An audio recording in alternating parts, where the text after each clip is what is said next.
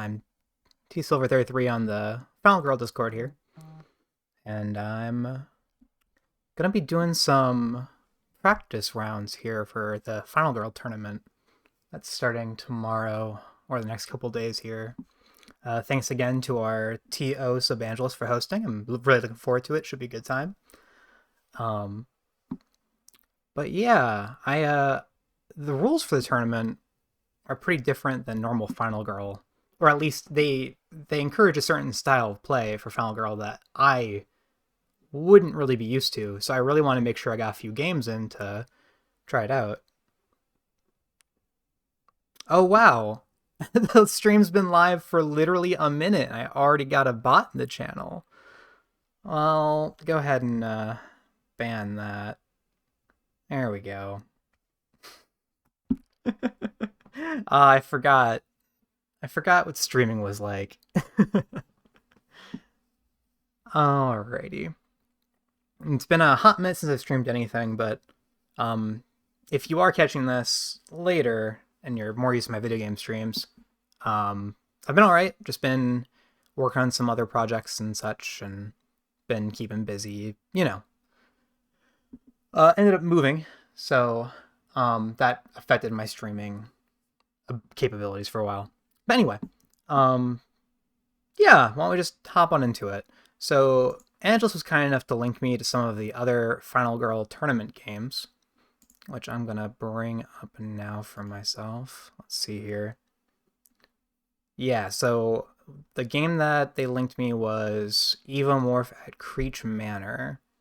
So I'm gonna go ahead and give this a shot. So the way that it works for the tournament is that he or she, I actually don't know their gender. Angelus has a basically like a thread open for them. Angelus has already done all the randomization. So like I'm looking here, I already have a final token chosen for me. The setup's been chosen. The Evomorphs, Dark Power, and Finale have been chosen. And then the events and item decks and all that have already been shuffled. And they're just hidden behind spoilers, so I can't see them. So I don't have to do any of that normal setup. All I have to do is go in here and actually set up the board for strange trophies. So why don't we go ahead and do that? All right. So you are allowed to use any Final Girl you want. So the one I'm going to try out today is going to be Jeanette. I can't really get her to focus here.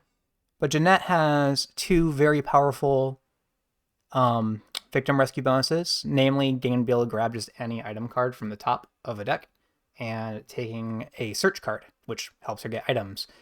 And then one of them also reduces horror and one's movement. All four of those are actually pretty good.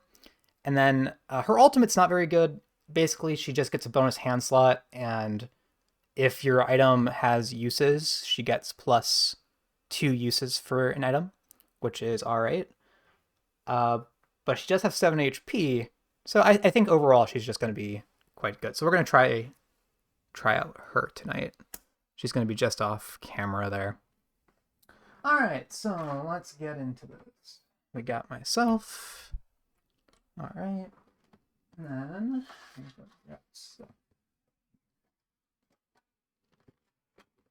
I'm going to put the dice tray up there. Alright. And then we need to grab out tarot cards, setup, etc.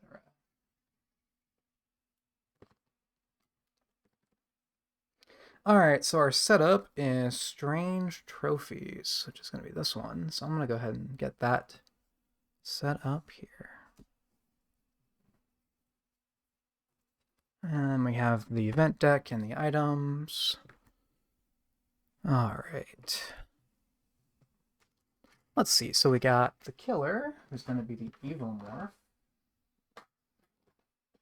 And they're going to start out in a little baby form. The killer starts in the entryway. Normally they're coming home, but given they're an alien, I don't really think they have a home to walk back to while they're a tiny baby. Oh, hey, Silent. How's it going? Cool. Glad you can see the stream. Alright, and then we start in the trophy room. Alrighty. And let's go ahead and... You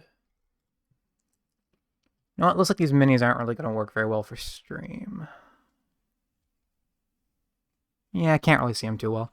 So I'll just go ahead. I'm going to keep the Evo Morph one out, but I'm going to switch over to the token for the final girl herself. Alright, so we got one starting down here, and actually I think the last time I streamed I had this set up too against Hans. Not stream, but recorded a game. So that's kind of funny.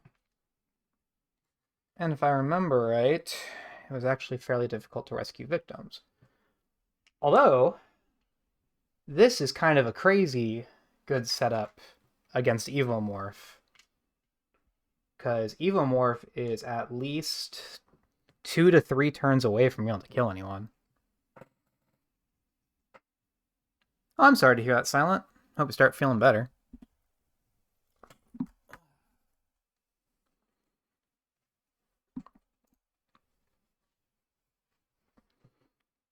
Is that it? 2, 1, 1, 1, 1, 1. Yep, down the board. Seems good. Cool. And then the event was Strange Trophies. The event Ghost Hunters. Ghost Hunters, here we go. Replace the 3 victims closest to you, or as many as able, with the special victim meeples. These victims will not follow you until one of them has been killed. Every time one of them is killed, +1 bloodlust. Okay.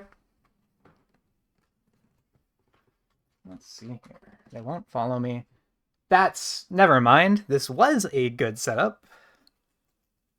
This was a good setup for Evo. Unfortunately, because they're ghost hunters, they're not going to move until the Evomorph evolves. So never mind there. Okay, so they're just going to stand there and let this alien kill them, so that's going to be fun. Let's see here. So 1, 2, then 1, 2, 3, 1, 2, 3. Yeah. So I have 3 people who are all equal distance away, so I'm going to roll for that. We'll do 1, 2 to the top, 3, 4 to the right, 5, 6 for the bottom. 1, 2. So the one above me. It's 1, 2, 3. All right. There we go. Well, that's good. Getting taken care of always feels nice. All right. Okay. So Ghost Hunters, which ruins the strategy of being able to just grab them and go, which is unfortunate. And then we have the items to set up real quick. So we have a list of things in the garage, +3, who knows. The ritual dagger in the attic, and the old revolver in the closet. All right. Yeah, the Ghost Hunters event can be rough. I do find it really fun. I like it thematically a lot. I'm really happy it exists, but starting with it can really suck, especially against this killer specifically because they get a big bonus after they get a single kill. So that's pretty rough. All right, so garage, attic, closet. Cool. Then they have their 10 terror cards. 8 terror cards because they're this creature, Evomorph, right? All right. I think that's all I need to do to set up. I'm glad I'm playing through 1 or 2 of these before the tournament. This is a very strange way to... It feels strange not, like, shuffling 20,000 cards and just going. All right. Throw those dice in there. All right, so let's get to it.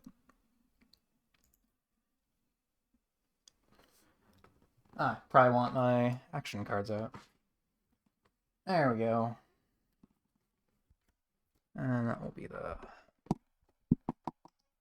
buy from over there. Seems good. Okay, so we got our 6 starter action cards.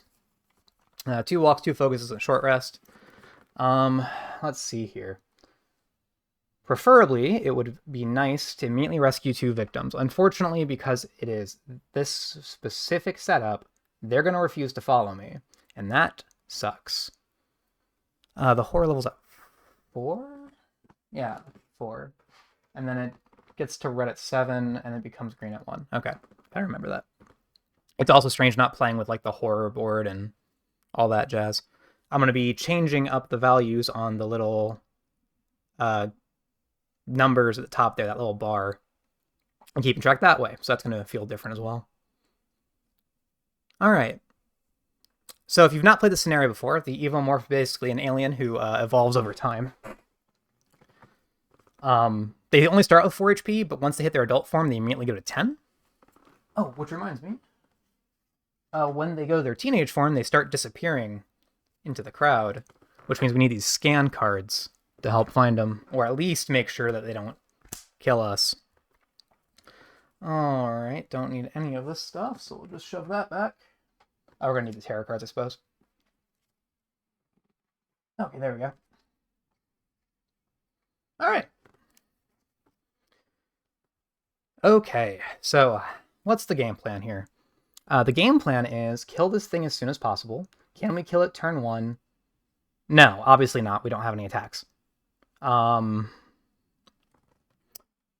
Could we kill it turn 2? No, it's going to evolve. It's going to evolve, actually... Oh, right, I need its default action, though. Here we go. So I do need a finale card, just so I can see that. Oh, I really like this one, Silent. I'm not big on the map this character comes from, but I really like I really like the killer in it. Yeah, so it's strange, right? So if you look at their like little terror track over here, they have 2 sections here where they evolve. They start as this little baby form, but when they get 1 kill on certain parts of their track here, they evolve into their next form. So generally what you want to try to do is rescue victims to make sure that they can't evolve quickly. Unfortunately, because the ghost hunters refuse to follow me, can't do that, which sucks. So, since you guys can't see on stream, I am using Jeanette. Yeah, I'm using Jeanette. I'm using her because she has 7 HP, and she has 2 very powerful rescue abilities, namely taking any top item card and taking a search card, which I think are very, very good in this format. Her special ability, if you haven't seen it, she gets a 3rd hand, and if any of your items use like those little tracking markers, you can use that item 2 extra times, basically. So it's not very, honestly, it's not very powerful, but you only need 4 victims to trigger it, and I'm really playing her because she has 7 HP and these 2 guys down here, which I think are going to be really, really useful in this tournament.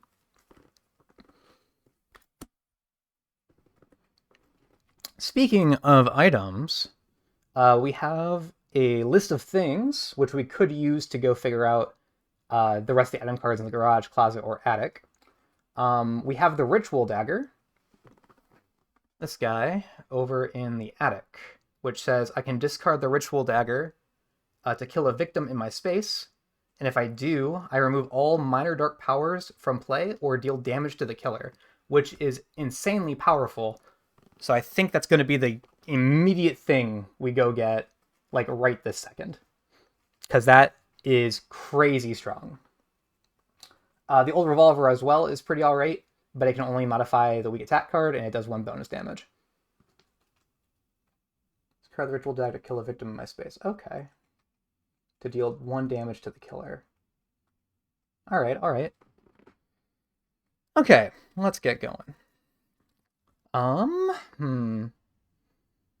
So next turn, the baby's going to walk over, kill one of those 2 ghost hunters, and then immediately evolve, and then disappear. So, we are going to... We could get down to 1 time right away. So I think we're going to go ahead and play a focus card. So we'll play focus. There's no good place to put this on the setup. With how I have it set up, that is. So we'll just put it slightly off camera. Or I could put it over here next to the board, actually. Yeah, there we go. All right, so we'll focus.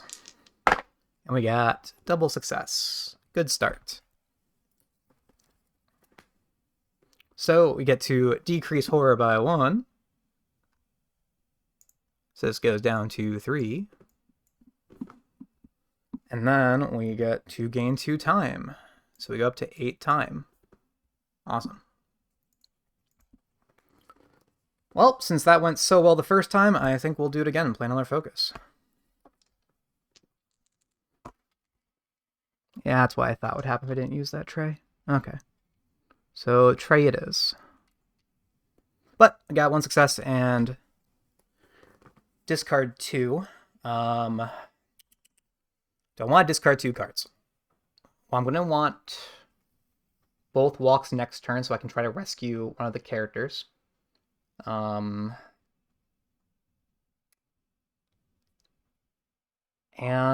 do I want the weak attack? I do want the weak attack, actually. I want the weak attack so that way I can possibly kill the teenage alien. Can I kill it next turn? I could kill it next turn. So we are going to go ahead and lose the 1 time from the focus. Let's go down to 7. And then we will go ahead and change the horror level down to 2. Nice. All right. I don't think I want to walk this turn. So we're going to discard the short rest card to gain a time. So that's going to bring us up to 8 time. Sick. And then we'll go into purchasing stuff, I think. Do I want both walks? Yeah, I think I need both, because I need a double success on at least one of them. I'm not going to need a search card, because I just get to take the Ritual Dagger using Jeanette's ability. So what I actually want to purchase... I think it's going to be the Scan card. Scan has an extra little thing up here. And generally why you play Scan is that when the Evomorph evolves, it starts ambushing you, right, from the shadows. But if you've scanned the spot you're in, you get to put a little token in your space that says, hey, when it ambushes, you know, in a space that doesn't have that X token. But if you get 3, you instead immediately summon the Evomorph right next to you, so you can, and it skips its next turn, so you can immediately just start pummeling it. So we need to get down to 3 dice, so that way we can get those 3 successes. So we need to buy 1 scan for 1.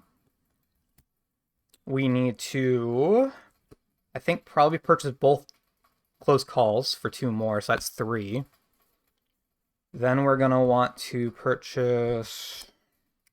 Well, we need a distraction for 3. That's 6 is the problem. Which only leaves for 2 time.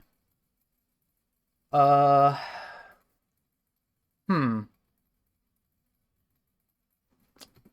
can discard the Ritual Dagger to kill a victim in my space to deal 1 damage. So I have to do at least 3 damage.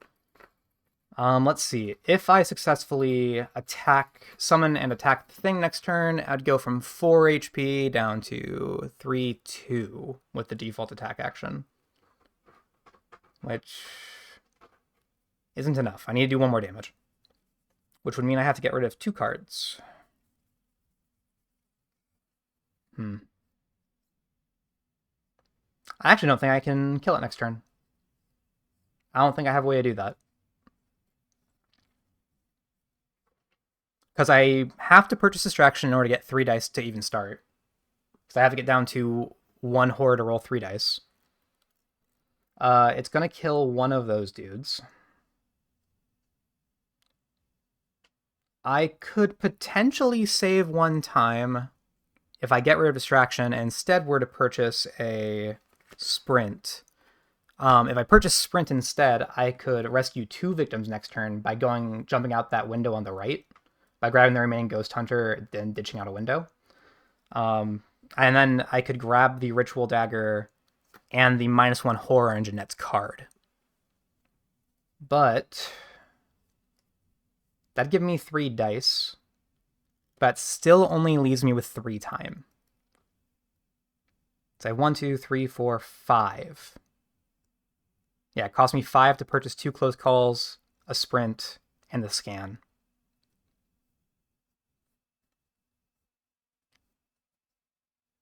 Although if I'm going to sprint, I actually probably don't need both copies of Walk. So I do need one of them, but I want to discard the other copy of Walk. If I discard the other Walk, that's actually going to bring me up to 9 time. So I'll go ahead and go up to 9 time instead. Which leaves me with, let's see here, 1 copy of Walk, 1 copy of Weak Attack in hand. And then, if I need to purchase a scan for 1, 2 close calls for 2 more, that's 3. The sprint for 2 more, that's going to be 5. Oh, hey, Michael, how's it going? I'm glad you can make it. That brings me up to 5. I could then spend the last 4 to purchase Fury Strike. And Fury Strike should actually put me over the edge to deal the 4 damage to kill the alien next turn. And if we get a turn 1 alien kill, that'd be awesome. So we'll try it. Turn 2 alien kill, I suppose. Alright. So that puts me to Walk, Weak Attack, Fury Strike, Sprint, 2 close calls, and a scan. Neat. Alright. Oh, cool. Well, we're happy to have you hanging out, Michael. Good luck in your game. Have a good time. Alright. So, that's going to be it for our turn. So we're going to go back down to 6 time, since we spent all 9 of it.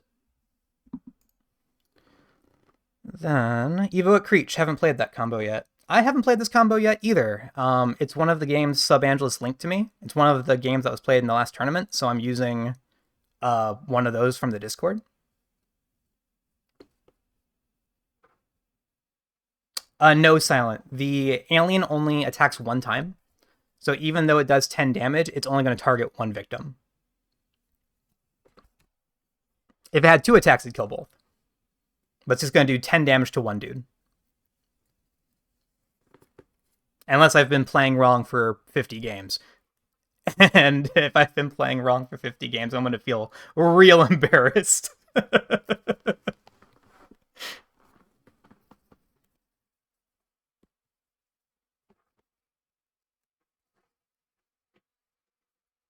Alright. Anyway, so that was my turn. So, little Babu is going to take his first turn here. I have been playing wrong. I thought that attacks how many victims and killed. That would certainly make the game harder. Well, at least in some circumstances. There's not too many instances where multiple victims end up in one space. Well, no, it happens pretty often, I suppose. But no, they only ever kill 1, which makes body blocking way easier. Because they'll kill the 1 victim, the other ones will generally panic, and then you can just walk on over their space to hang out with them. And then you can body block again when the killer moves over. Which helps a lot nearing finales. Anyway, so Babu's going to target nearest victim, which is going to be the Ghost Hunter above it. He's going to walk on over and kill 1. Alright, so then he's going to kill Ghost Hunter. Oop. Then the Ghost Hunters have a thing where they increase Bloodlust by an extra 1. So, boop, boop. Alright, which means that Babu evolves.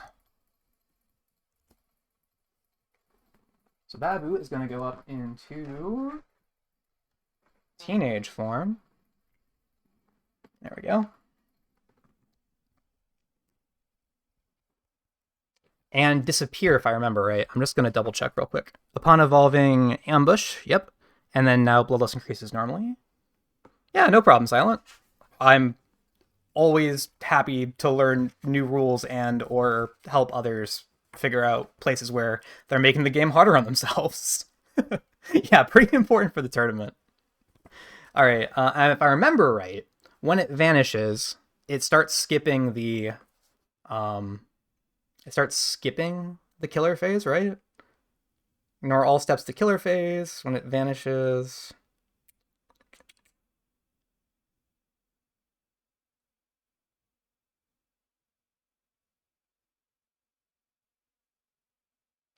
I don't think it plays an ambush card this turn. Correct me if I'm wrong, Michael, but I'm pretty confident it doesn't, right?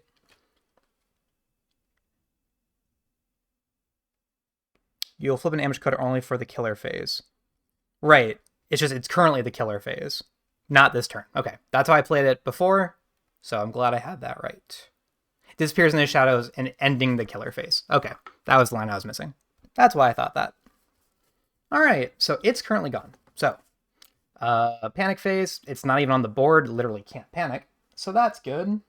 Which brings it back around to our turn, because nothing happens during upkeep. So, what we have to accomplish this turn, we need to get down to 3 terror. We need to grab the ritual dagger. We need to... I'm sorry, 1 terror, 3 dice. We need to grab the ritual dagger. We need to summon it with 3 successes, and then we have to kill it. Yep, seems doable. All right, so in order to get down the horror, we have to start by playing Sprint. Actually, before we do any of that, I need to put the cards back out into the shop. The freebies. There we go. Okay, so we're going to play Sprint. We got 1 success, which is perfect.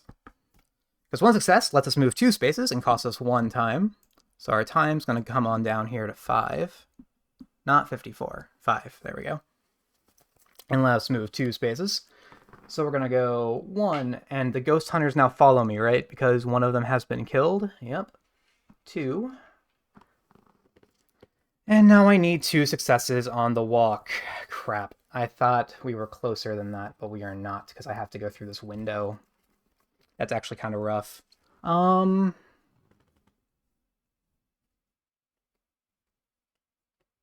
chances are the same either way. Although I could close call that 1 die. If I close call the 1 die, and it happens to roll success...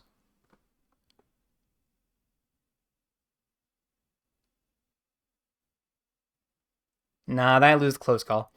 And given how much of a long shot killing it this turn is anyway, I think I'd rather hold in the close call just for a sure thing. If we get super lucky on this walk, we'll see how it goes. But I can't even afford to discard 2 cards unless they are a close call themselves to make this stuff work. So... we're just going to see how walk goes, and we're going to assume it probably does not work out. So we're going to play walk. We got 1 success, which isn't good enough. In order to kill it this turn, we need 2 successes.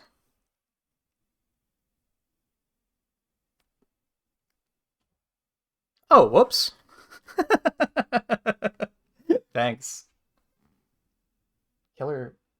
No? Oh, no, this is the purple one. It just appears red kind of on camera. The killer meeples will look like this. Yeah. For a second, I thought I was using both meeples, but I was using the alien meeple, so... the alien mini. In any case. I could close call and hope that it turns into a 5 or a 6. That would keep the dream alive of killing the alien this turn, but the chances of that happening are obscenely low. So we're just gonna assume that's not gonna work out and just move the 1 extra space. So we're gonna move there. And lose a time. So we're gonna go down to 4. There we go. And since we can't get the dream of killing it this turn, we're instead going to play to kill it next turn.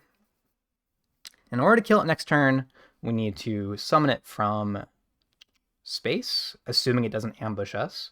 If it were to ambush us, we need it to not kill the meeples with us right now.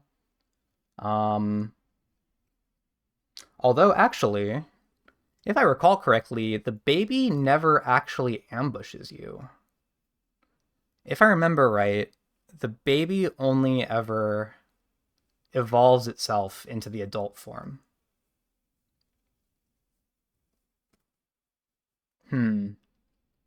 Okay. We might work under that assumption. That's going to do that instead. So, what does that leave us for this turn?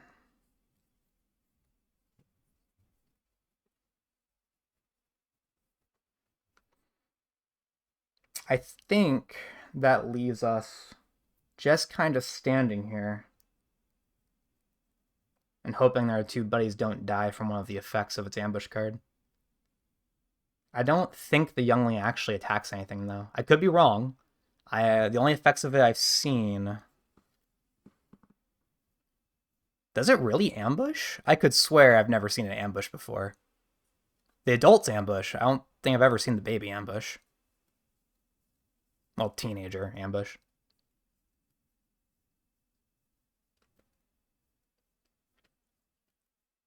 Well, either way. I think number 10 attacks. Well, either way. We really only need one of them to be alive anyway, so that we can grab Ritual Dagger. Because we needed the other one... We wanted the other one this turn, just so that way we could reduce horror by 1, but we don't need that anymore. And we'll see how it goes, Michael. But thank you. Appreciate the info. Honestly, if it appeared, it'd be really nice, so I'm kind of hoping you're right. Because if it appears, we can just immediately murder this thing. We can't immediately murder this thing, because in order to rescue these people, I have to jump out a window. Gosh darn it. Oh, that sucks. I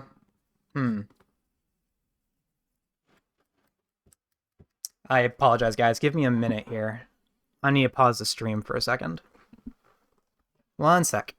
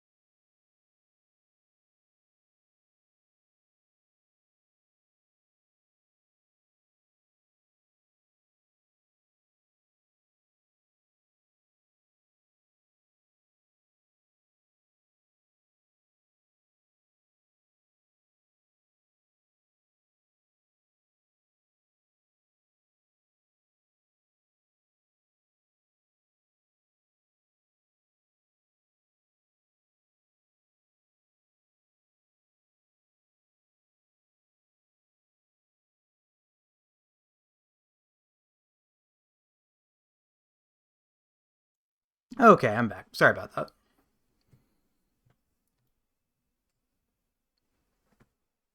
Yeah, okay, that's why I thought. I thought the youngling only appeared on the board when scanning. Ugh. I'm gonna work under the assumption that it will only jump at me if it's an adult. So we'll roll with that. Either way, I think that actually leaves the end of our turn, as I can't move anymore. I don't think I want to discard anything for time. I already have scan in hand and both close calls. So we want to buy. Let's see here. We have all of our freebies coming back. So we got those. Then I think the answer is going to be distraction. Or actually,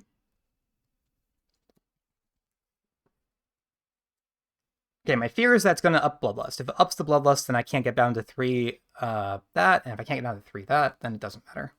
So yeah, actually I do have to grab distraction. We're going to grab distraction for 3, and another scan for 1. Cool. I'm sorry, you guys can't hear me, right? I'm back. All right, that puts our hand at 2. 2 copies of scan, distraction. Both walks are in here, right? No, 1 walk is in here.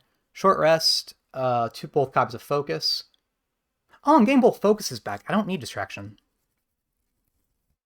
1, 2, 3, 4, 5, 6, 7, 8, 9, 10. Oh, that puts me at 11 cards.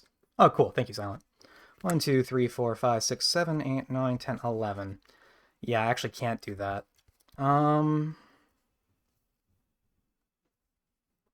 going to leave behind short rest. We're going to leave this guy behind. So we're going to leave that over there. So that puts me to 2 copies of scan, distraction, walk, both copies of focus, weak attack, fury strike, and 2 close calls. And hopefully that will be good enough. 1, 2, 3, 4, 5, 6, 7, 8, 9, 10. Perfect. Okay, so let's see what Mr. Alien does. They're going to play their first ambush card. Their ambush card is Youngling 8. Youngling 8. Let's see here. Youngling 8 reads this one. Move the bloodless marker up on the track to the next space of Evolve. Okay. Evolve in the special effects column. Okay, unfortunate. So we are not getting the early kill against this gentleman because they are evolving. But can't be helped. It was kind of a long shot anyway. That does increase the terror by 1. Or horror, I mean. So we go up to 3 horror. And then it reveals their dark power. So let's see what their dark power is. Evomorph's dark power is Razor Claws in this game. Alright, what are Razor Claws? Razor Claws, there we go. I knocked my camera. Shoot.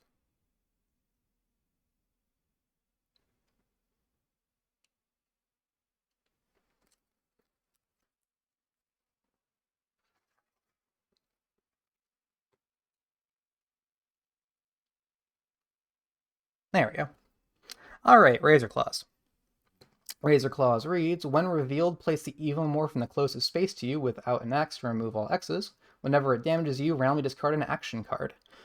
Also, importantly, since it is now an adult, it immediately gets 10 HP. So, we don't get the super early kill.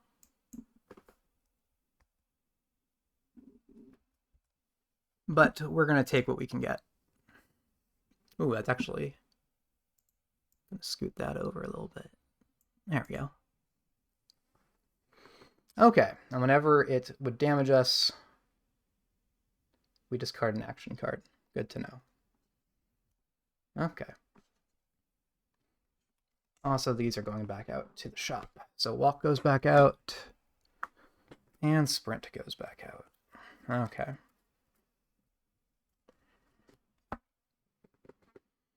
All right. Closest space to you with an X and remove all X's. That's actually really unfortunate. Because it's now there, it won't come after us to come kill these victims, which sucks. It won't follow me outside because it chases victims.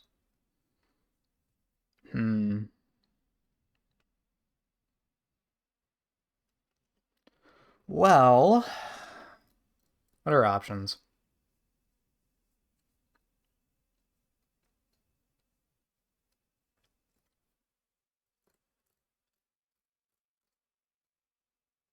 Actually, is it even our turn?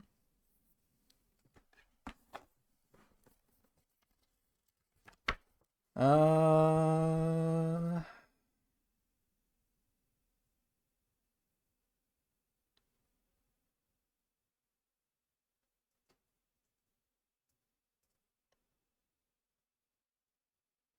Yeah, I think it's our turn now. Someone correct me if I'm wrong.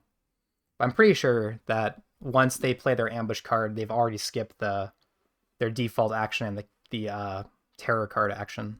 I think they play it instead of those. Okay. So here's my thought. My thought is we walk one space outside, jump out the window. Yep, we jump out this window.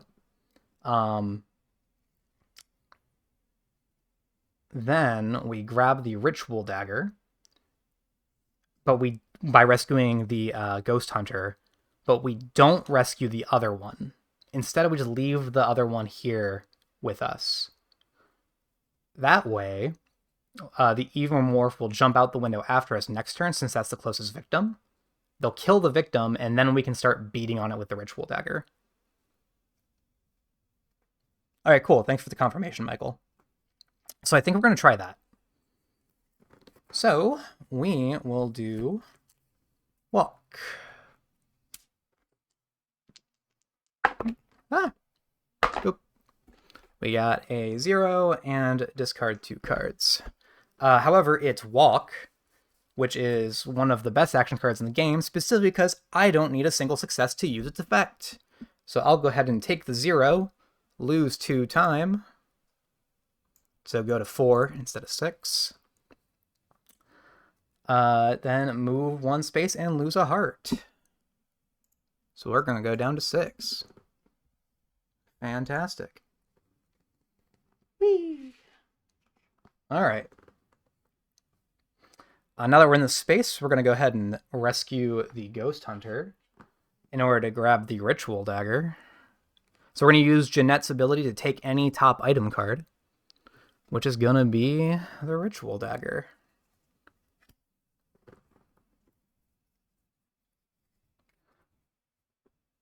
Okay, that seems good. And now it's just going to follow us outside. And it's not too fast. So even after this next turn, we might actually have the opportunity to chase it down and keep beating on it, which is going to be nice.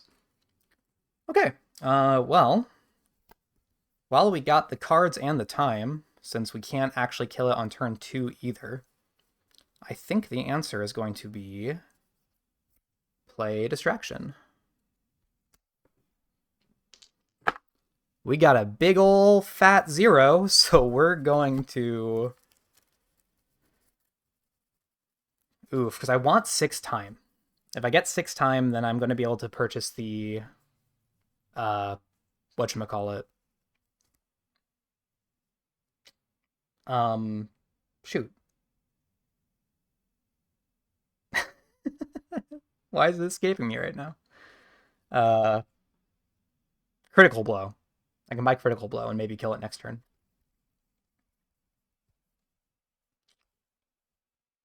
Critical Blow. Thank you, Michael. So taking a 0 here sucks. Yeah, I think it is worth close calling that. So we're going to spend 2 time to play close call. So we're going to go down to 2 time. And re-roll both dice. Ah! There we go. That's a little better. It's a 3, and a 4. So we will discard... if I discard 4 cards, I will gain 2 time, which puts me up to 4. That's not enough. So instead, we're going to discard 2 cards. We're going to discard both copies of Scan since they're now worthless. And we want to get them to start cycling, I think. Let's go bring them out of 2 horror. Let's go bring them out of 2 horror. And 3 time. Yeah, and I can discard 3 cards. So yeah, I'm going to discard both copies of Scan, which brings down horror by 1. So bring that on down to 2. And then ups my time to 3. Is it worth discarding the other 2? If I did, it would bring my horror down again. But I'd only gain 1 time, which would bring it up to 4. So I'd have to discard my weak attack, which isn't good enough.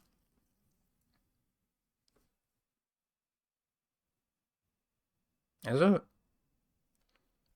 1, 2, 3, 4, 5, 6, 7. Actually, let me think here. Critical Blow does 3 damage, 4 with my knife. Weak Attack does 2 damage with knife. And then Fury Strike does 1, 2, 3 damage. I actually can't kill it next turn no matter what I do. That's only 9 damage. So it's 4, 5, 6, 7, 8, 9. Yeah, it's not good enough. I actually can't kill it next turn. Unless I sacrifice a victim, which I can't get to. That's not true. If I have a walk card, I could attack. If that all went well, I could then run 1, 2, 3, 4, 5 spaces. Never mind, that's not happening next turn. Okay. So yeah, we are actually going to go ahead and discard 2 more cards as well to get the other success. So instead of going to 3 times, we get a 4. So we're going to discard the weak attack and the focus. So we get a 4 time. And the horror level goes down to 1. There we go. Dope. Okay.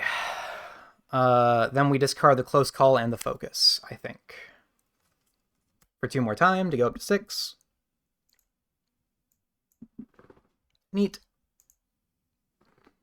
That gives us 6 to buy Critical Blow with, so we will. Bloop. Critical Blow. There we go. We put these fellows back. Oh, I also get Walk and Short Rest because they were also in the little pile. So I've got Fury Strike, Critical Blow, Short Rest, Walk. And these guys I'll go back. Weak attack. Scan. There we go. So there's all the freebies. Scans. Close calls. And distraction.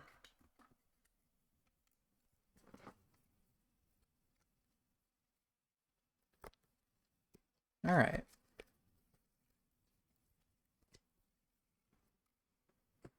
Cool. All right, so our hand is Walk, Short Rest, Critical Blow, Fury Strike. We have absolutely no protection from anything in the Terror deck whatsoever. In fact, in order to... Well, we don't need to chase it down next turn, so we're actually okay there. We have no way to improve our dice, and no way to fix anything when stuff goes wrong. What I'm saying is, I'm definitely playing optimally right now. Absolutely optimally. No way that this isn't the best choices to make. All right. Anyway, that's going to be it for our turn. That's our 3rd turn, right? Pretty sure it's our 3rd turn. So, alien jumps on down. Then he kills the victim in the space. Yoink. Ah! 1 second, drop the guy. Oh yeah, absolutely nothing can go wrong. Absolutely nothing. Alright. So dead victim. That reminds me, I actually have to keep track of dead victims for the tournament, so I should probably put this aside. There we go.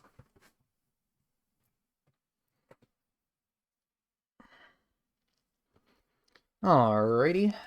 Comes on down, kills that guy, increases Bloodlust level, so now he's a 3 damage 2 attacker, and then he plays a Terror card. Which in this case, according to that Discord, it came out of the shadows. Alright. What is that card? It came out of the shadows. Here we go.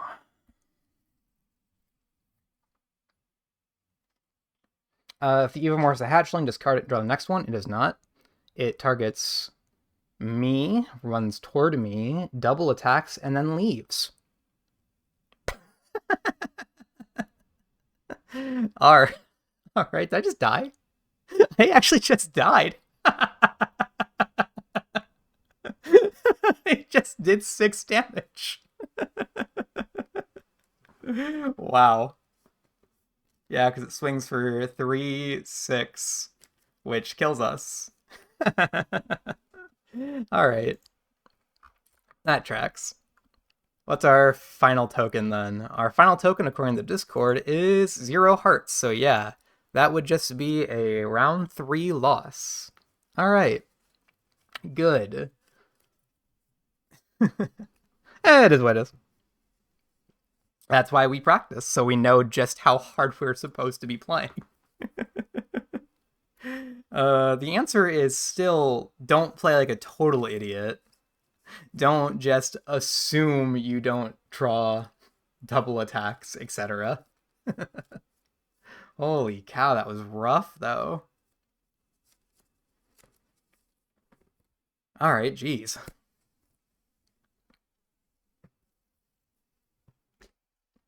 Okay, then.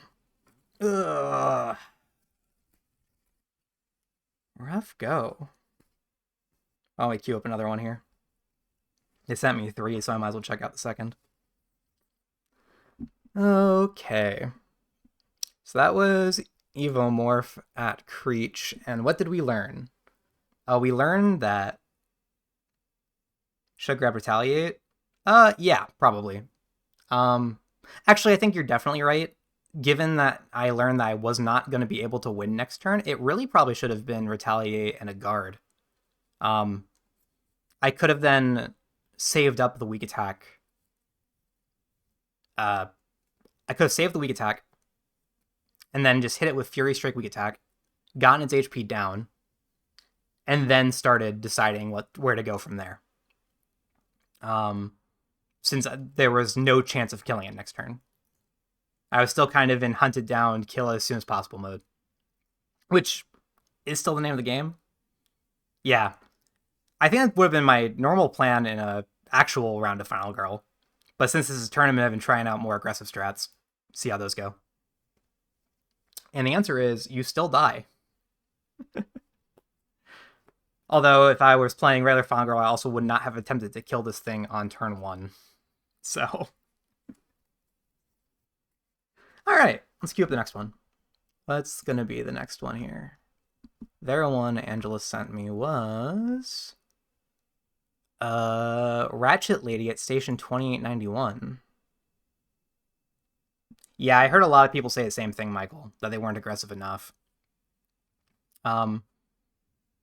That's the biggest takeaway I've had from that first tournament, from listening to people talk about it, is just... It really encourages, like, a very aggressive playstyle, because the tiebreaker rules are fewest turns. And if I remember right, the very last round I read about, round 11 and 13 is a lot more normal for me. But we've talked on the Discord a lot. I almost always played a finale, so.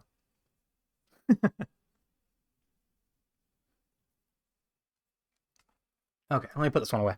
One sec, I'm gonna set up for the next game. Let's see here. So we'll shove these guys away.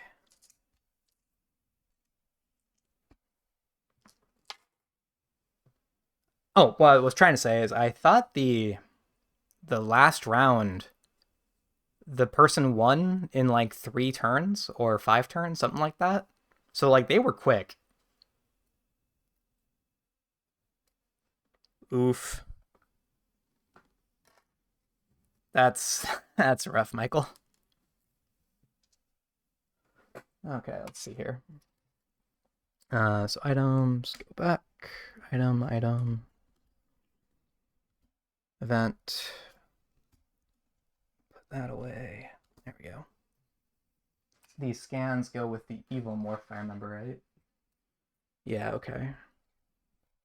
And then it's a Evo card. There we go.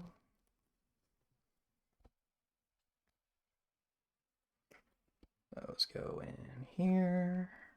There we go.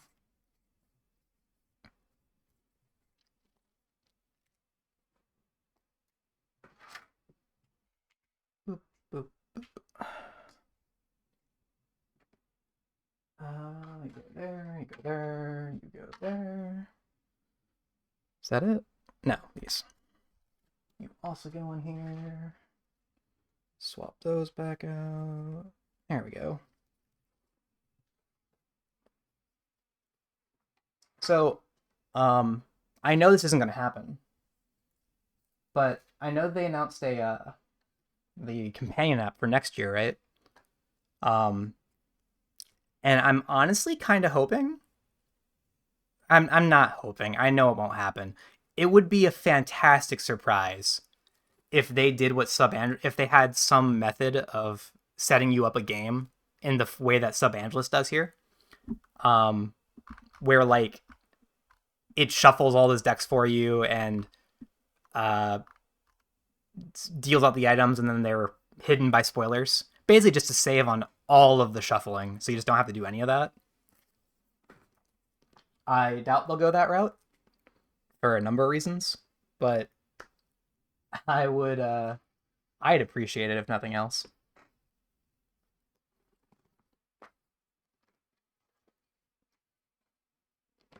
But I imagine they won't. I imagine they'll probably be like, no, we want people to actually be using any of the materials in the game. I know, absolutely no hate to Van Ryder. It's just an acknowledgement that I think they're very anti any possible way for people to play their games without purchasing them, which is completely fine, completely within their right. I have no problems with it. I just want to make that super clear. But I do think it means that sometimes we lose out on potentially useful stuff like that. I remember they were pretty anti having like card directory, for instance, where people could just quickly look up a card and see if there were rulings on it and stuff of that nature, which I think would help the community a great deal. But it's far from a big deal. I understand it. Okay, let's see here. So this was Creech stuff. So go back in there. So we'll put Creech away. There we go. Where's the top? There it is. If they did, it would just be card titles and not the whole card. Yeah, exactly. That's what I'm asking for. That's all Angelus is doing here on the Discord as well. And I think that's a perfectly fair way to do it. And I think it would... that might be the only reason they consider it, is because it's just card titles. It would mean that you don't have to... you would have absolutely no way to play the game just through the app, right? You'd still have to go purchase the actual materials. I think it'd be helpful. I think it'd be nice if you really don't want to spend the time setting up at all. You just want to, quickly hop into a round. Although I also know that they're largely the opinion that the game does not take any time to set up anyway. Which, it's not a long game to set up, but I'm still impressed that some people can set it up in like 4 minutes or whatever. Okay. So let's see. We have Ratchet Lady Station 2891. Let me grab those.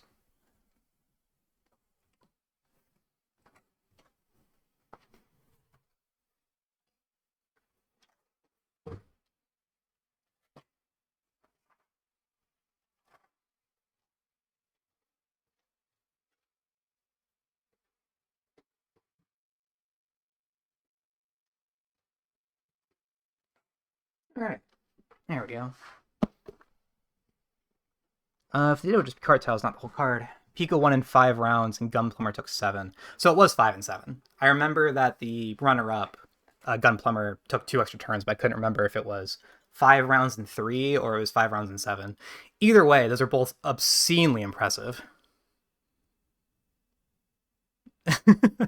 Yeah, they mentioned that they did all 3 on the first turn, which is, yeah, it's pretty crazy. I had a cousin I was introducing the game to on his first game against Organism, because of the way setup worked and where the victims happened to be placed. It just worked out that he could have done the same. He decided not to, which I think was a smart move. Instead, he just did 2 and saved the third one for later. Because if you were to get super unlucky and summon all 3 organisms at once, I think you just kind of die if it's like the first turn of the game. You really don't want all 3 of those monsters running around attacking you, getting every terror card effect from turn 1.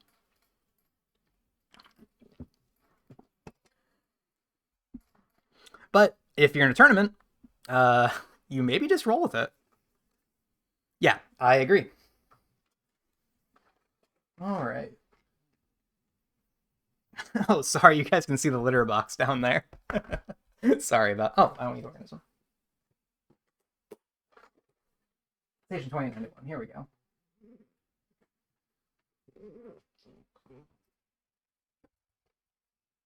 There we go. Station 2891. Perfect. And Ratchet Lady.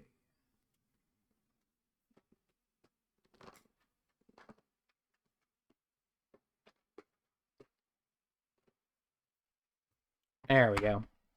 Okay.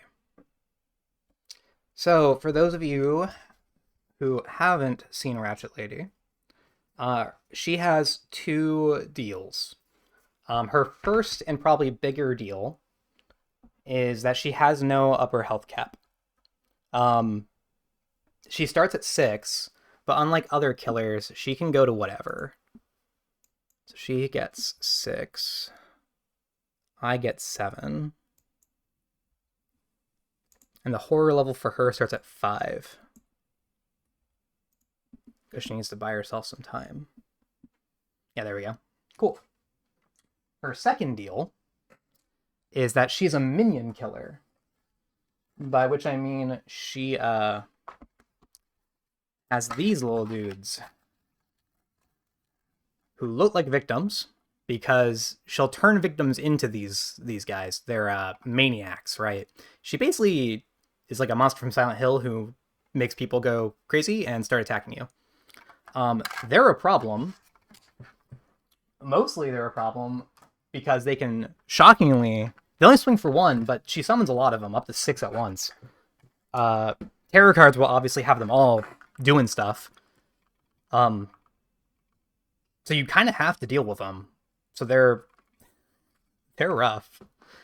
But in addition to all of that, they also slow you down. So when you leave the space with them, I think is it damage?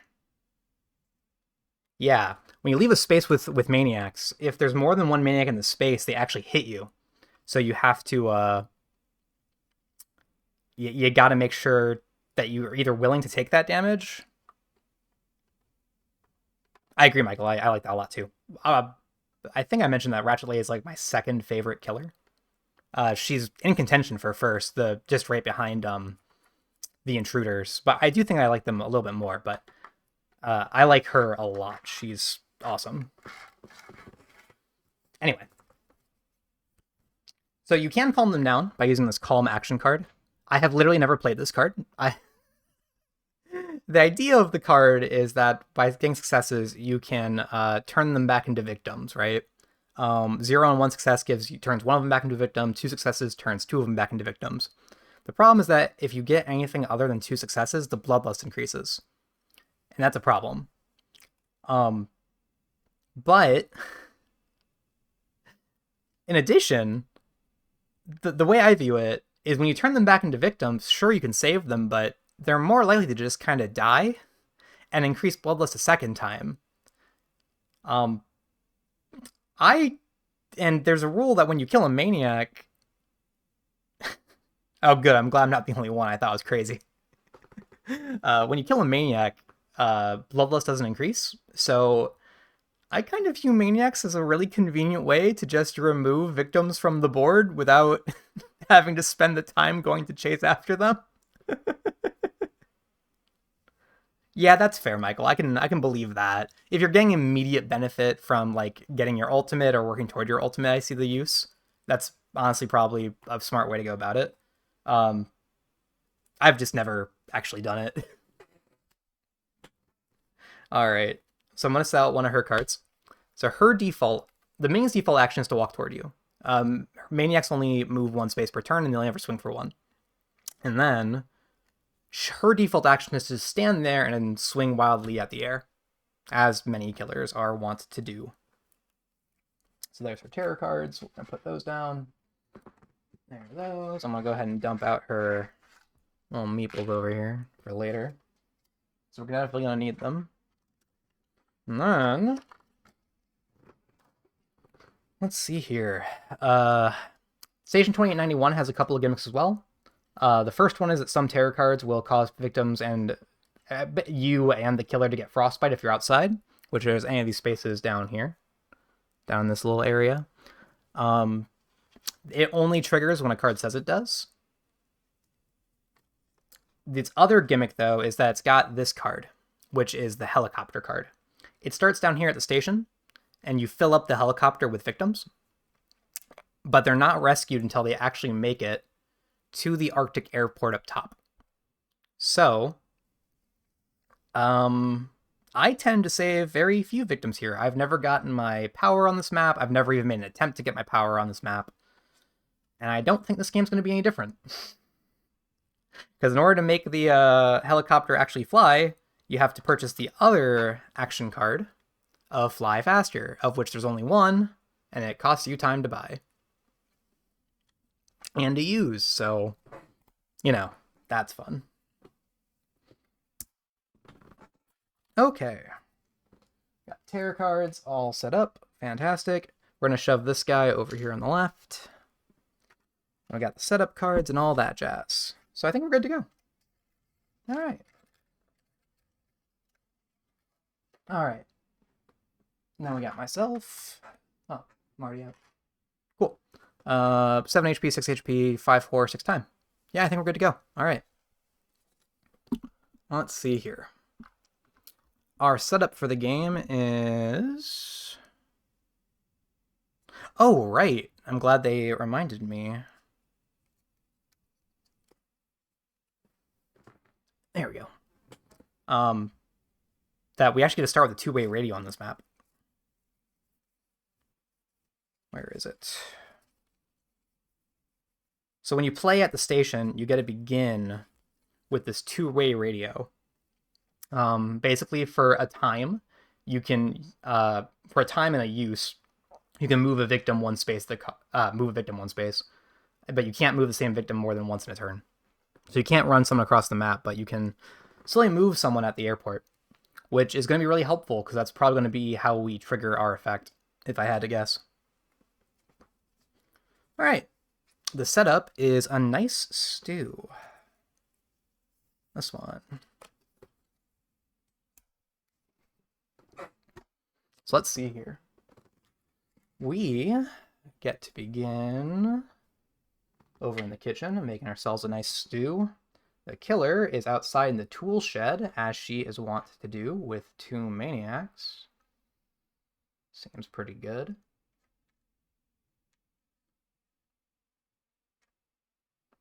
And then a whole mess of victims. So we'll pop these guys out. Alright, so we got one out here. One over in the commander hut. We've got 2 right there. 2 in the rec room. 1 right there. 1 in the lab. 2 in the hallway.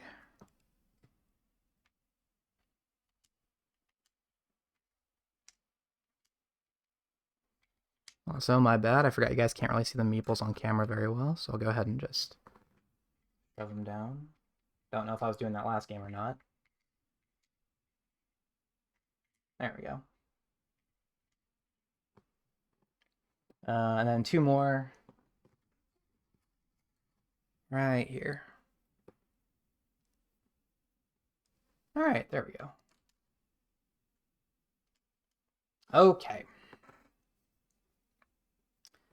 And then finally, our items that we get to know about.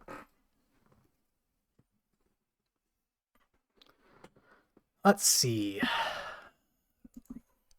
Two-way radio is mine, so I'm going to move it down here. Let's see here. The items are Chara, the Alaskan Malamute. Cool, so we got a good pupper over in the supply closet. That's fun. We have Axe in the tool shed. Cool. Isn't that where she is? That is where she is, so that's fun. And we have... Let's see here.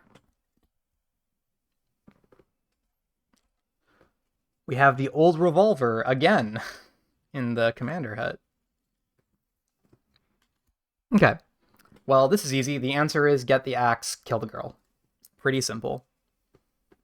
Axe is one of the single most overpowered cards in the game, so. Would the puppets target me if all the victims are out of reach to them? You mean with our default action of target? Honestly, the answer is basically always no. If they target closest and a victim is closer than you are, even if that victim's out of range, they will still target the victims. And their default action, if they target victims, they won't look at you at all. They don't care where you are. They will still walk toward the victims as much as they can and then just stop when they're 2 spaces away.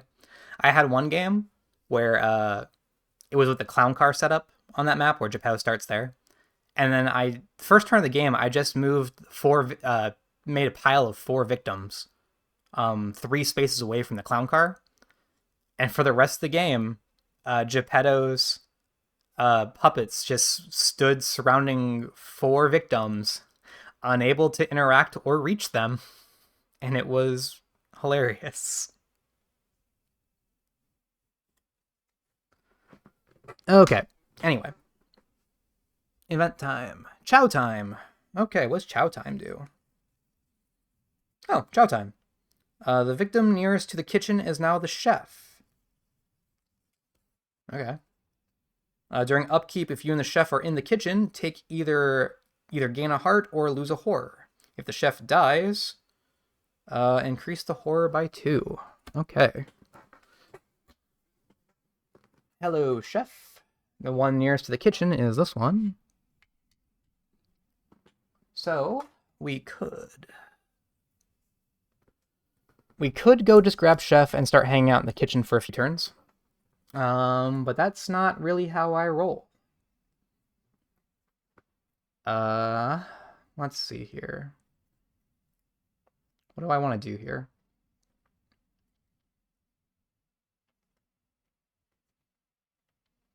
So Chef and I could hang out in the kitchen.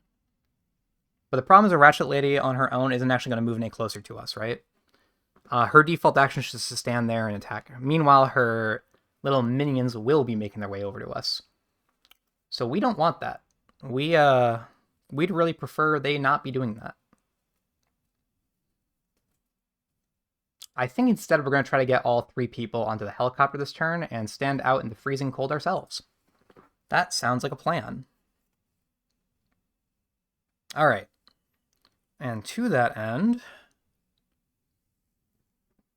Yeah, okay, so she's at 5 horror, but the horror doesn't actually go up until it hits 7. Or it doesn't affect us till she hits 7, so we're okay. So, to that end, we're going to start by playing Walk. Also, we don't need this anymore, so get this crap out here. Play Walk. We need 1, 2... I need to move 3 spaces this turn. So hopefully we get at least 1 double success. Which we got a single success and discard 2 for a second, so we're definitely going to take that.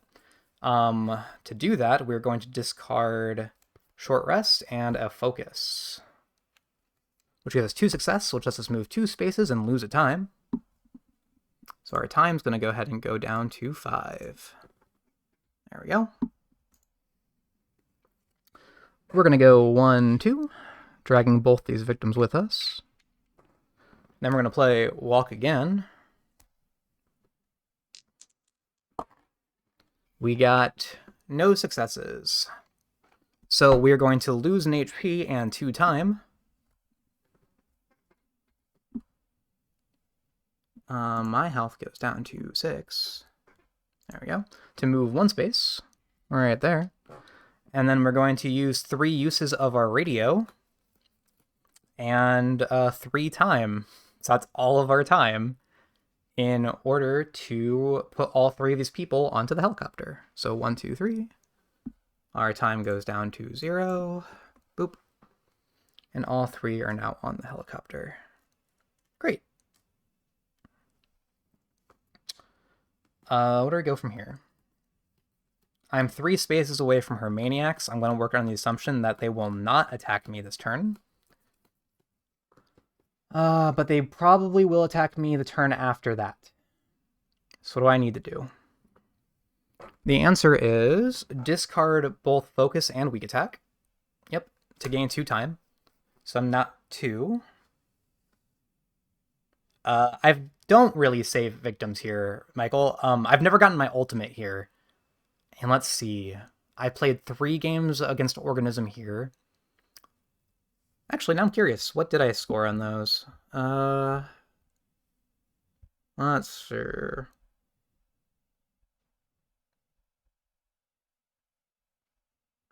Let's see. Game 1, the first game I won here, I saved 0 victims. Second game here, which I lost, I rescued no victims. And the third game here, I rescued no victims. This is actually the first time I've ever even made an attempt to save victims here. Wow. All right, then.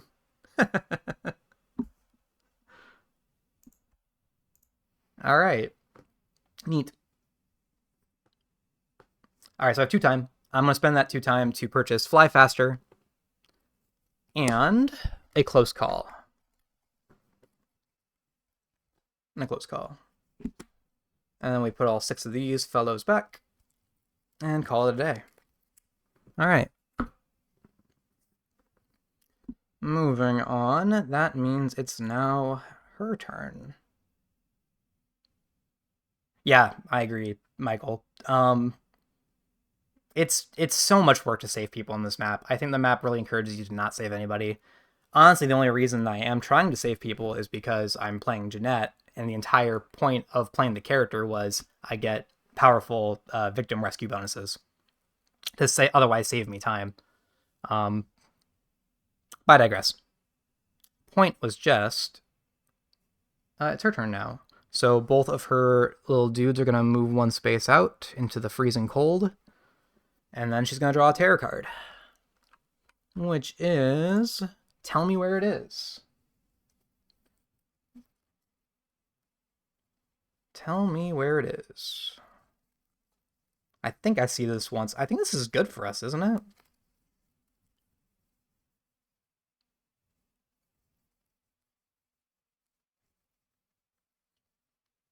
There it is. Tell me where it is. Okay. Tell Me Where It Is reads, if there are no victims in play, there are. Otherwise, for every victim in your space, there are none. Look through an item deck, play any item face up on the deck, and shuffle the others face down. Then increase horror by 1. Okay. So we don't get the bonus because we have no victims in my space. That's fine. We really don't need anything but the axe, so that's okay. Then horror goes up to 6, so it's now 1 away from being awful for us. We're going to get 1 die. And then everybody outside gets frostbite. So myself and both those maniacs get frostbite, but then we also get to move the helicopter 1 space, which is great because it means that next turn we can rescue these people. So cool. And that's it. Frostbite tokens right here. Here we go.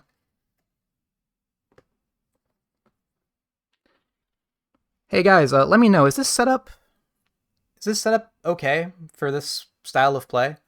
I'm not really sure how much of the actual like game components people want or need to see while viewing. And Final Girl is actually a fairly tricky game to get everything on screen. It's not honestly too much of a table hog, but getting everything like important in view is kind of hard. All right, so we all have Frostbite now. Basically what Frostbite means, for those of you who have not played this map yet, it doesn't do anything on its own, But if we get Frostbite again, if a tarot card says suffer Frostbite again before we get rid of the token, then we'll take a damage. Cool. Okay, good to know. Okay, so I'm back to 6 time. Boop. Great. Let's see. I need 1 success in order to rescue these people. Rescuing these people lets me get the axe and then reduce horror. Oh, good. That's helpful.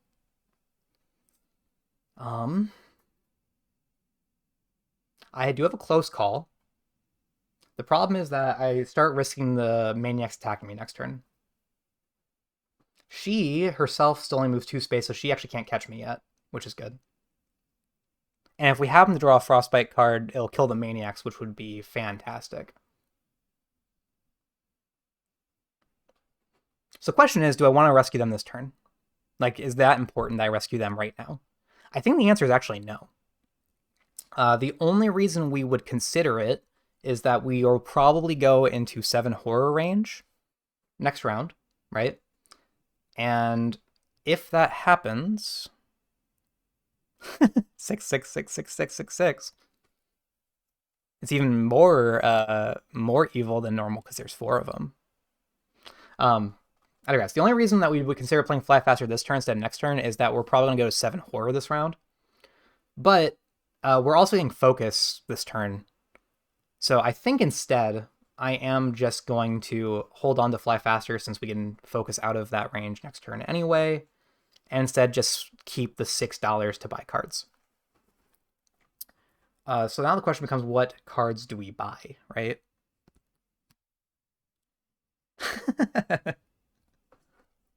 Oh, you got killed by the wolf? Oof. Sorry, Silent. I didn't see your message. That's rough, bud.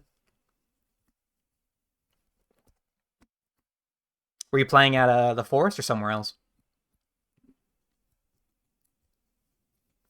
Okay, anyway. So we're going to go ahead and pass turn. We are going to take all the freebies, so that's nice.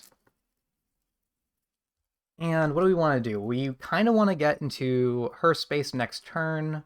We can't really do that until those 2 maniacs are dead. So actually, we might want to end up being 1 space away from her instead. So we probably don't actually want to buy a sprint. We probably just want to walk. So what do we want instead? Because we have 6 time. Because the walk's going to get us there anyway. We can walk 1 space and then kill those 2 maniacs. Then walk the next space to get next to her. Where do we go from there? All right. Also, I have 1 use of this radio left, so I'm just going to make a note there. There we go. And this is round dose.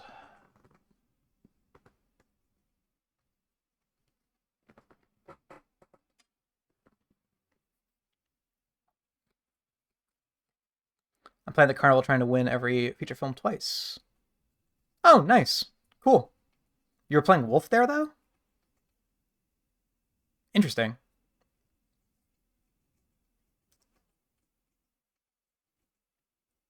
Oh, the werewolf at the carnival.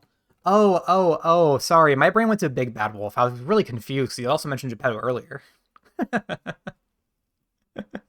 I gotcha. I follow you now. You got killed by the werewolf on that map. I understand. That sucks. That's real rough. I have only ever had 1 game with werewolf on that map, and he spent the entire game following the killer around, constantly being 1 space from the killer. And so in my head, I'm building up this entire movie of this big confrontation between the killer that game and the werewolf. I don't remember if it was a Geppetto game or not. It might have been Geppetto. I don't really remember. I don't think it was, though. And we kept following him around, kept being 1 space, ready to attack, ready to go. And the movie was over before he ever did. It never happened. They'd never met. He never met me. I don't even think the werewolf ever killed a victim. He did nothing. It was so sad.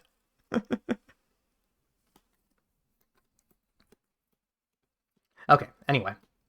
What do I want to buy? I have 6. The answer is probably going to be a distraction, if I had to guess. I'm at 6 HP. I might want to guard, actually. Because Retaliate isn't super great against the Maniacs. You can only, when you do damage with Retaliate, he killed one puppet, then me 2 turns later. Oof. That's rough, Silent. I'm sorry. Nice of him to kill a puppet for you, though. Oh, that was very polite. Very, very kind of him.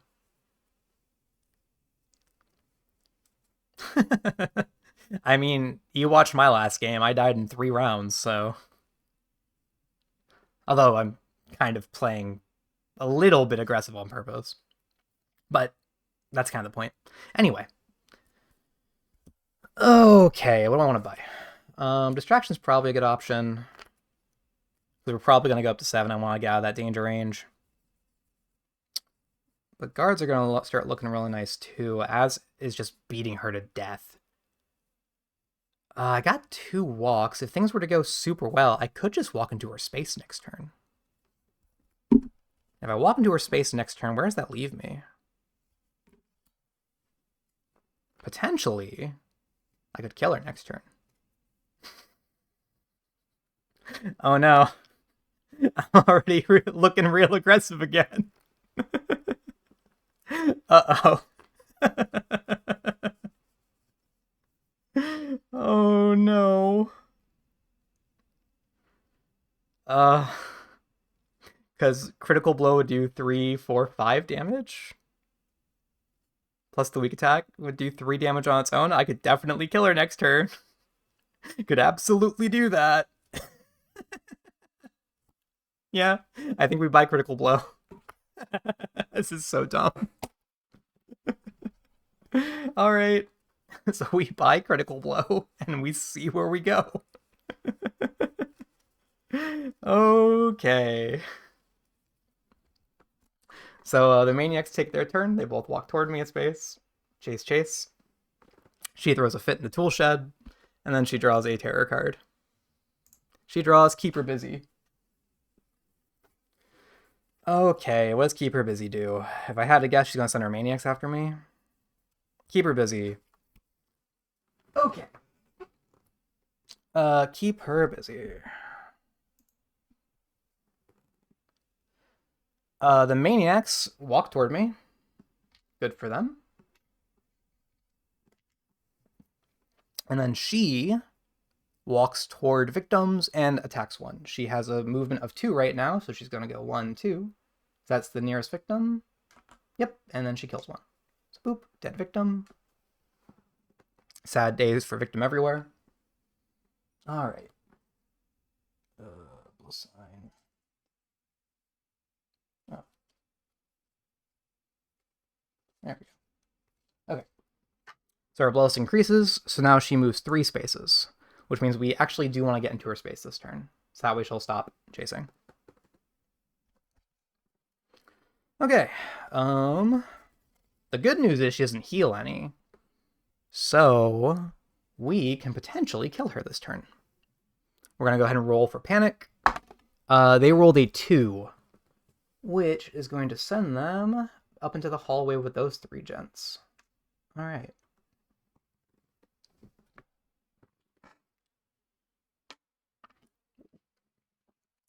Alrighty. She is 3 spaces away, so we're going to need 2 successes on our walks. On one of our walks, at least. More importantly, we need at least 1 success on Fly Faster. Okay. We might be able to do that. We actually have a lot of cards in hand. Sure. Why don't we see where Fly Faster takes us? It is now round 3. There we go. Put that right there. That is the round tracker. I'm gonna actually maybe add one to the bar up there. That might be good. Okay, anyway. Oop. Oh! We got double success. Nice. So we're going to go ahead and drop him off the airport, go back in the air, and that gives us 3. So take any top item card. We're going to go ahead and take that axe, which is a 2-handed, deal double damage, range 0 item. Gotta go ahead and equip that instead of 2-way radio, so we don't have that equipped anymore. And let me double check Ratchet Lady rules here. When do the maniacs damage me? If you want to leave the space, just for any reason, doesn't matter why, you receive damage when leaving the space. Okay, it does not care why you leave the space. All right. We are going to go ahead and take that move 1 space option, though, on Jeanette's card. So we're going to go ahead and move and take a damage. That puts us down to 5 HP. Cool. And then we will use our 3rd victim we rescued to reduce the horror by 1, to put it down to 5. And that way, if she kills another victim, we will not go into the red range. Okay, that worked out really well. So next, we have 5 HP, she has 6, so we're going to go ahead and walk.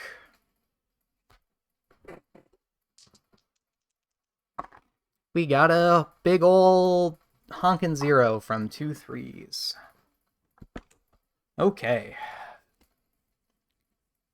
Do I care? I'd much rather hang on to my cards to punch her with and increase those odds, so I think we're just gonna take the 0. So we lose 2 time, so we're gonna go down to 4. And then we take a damage, so we go down to 4. Okay. And we move there. And then we're gonna play the other walk and see what happens. So walk. We got 1 success.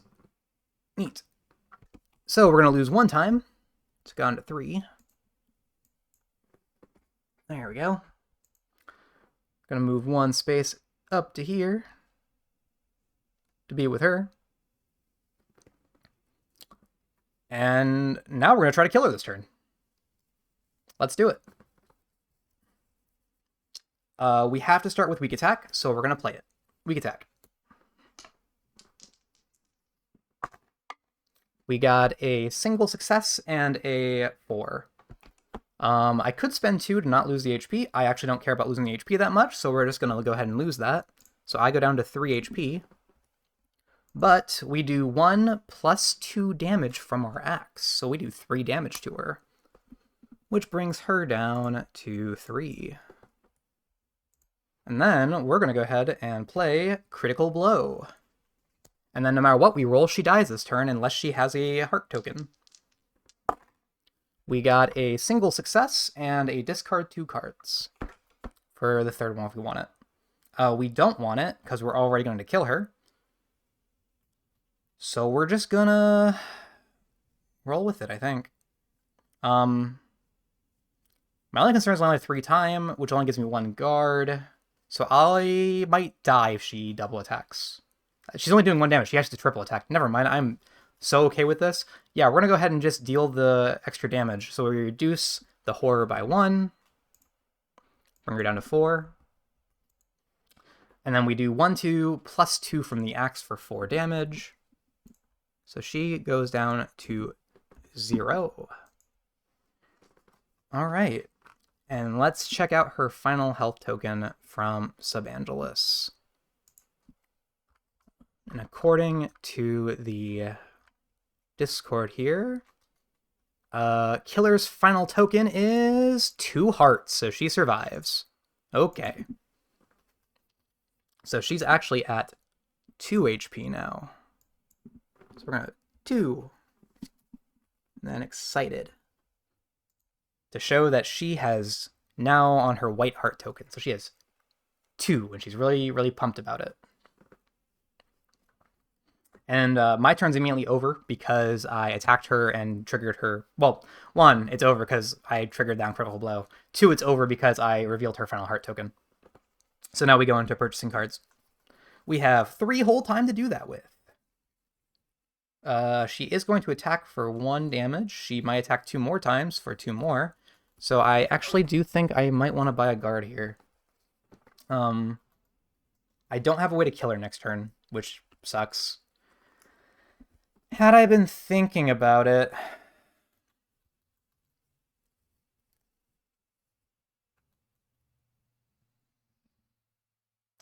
would I have played differently if I had considered that she might have a token? I don't think so. I think this was still right. The problem is now we can't win on turn 4, right? We can only win on turn 5. And that sucks. Because 4 is much, much better than 5.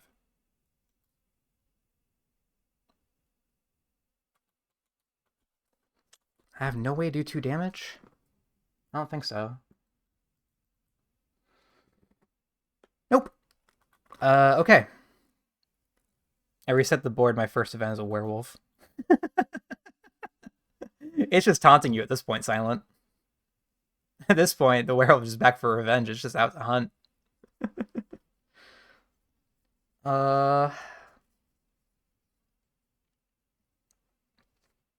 Dang it. I definitely would have played differently.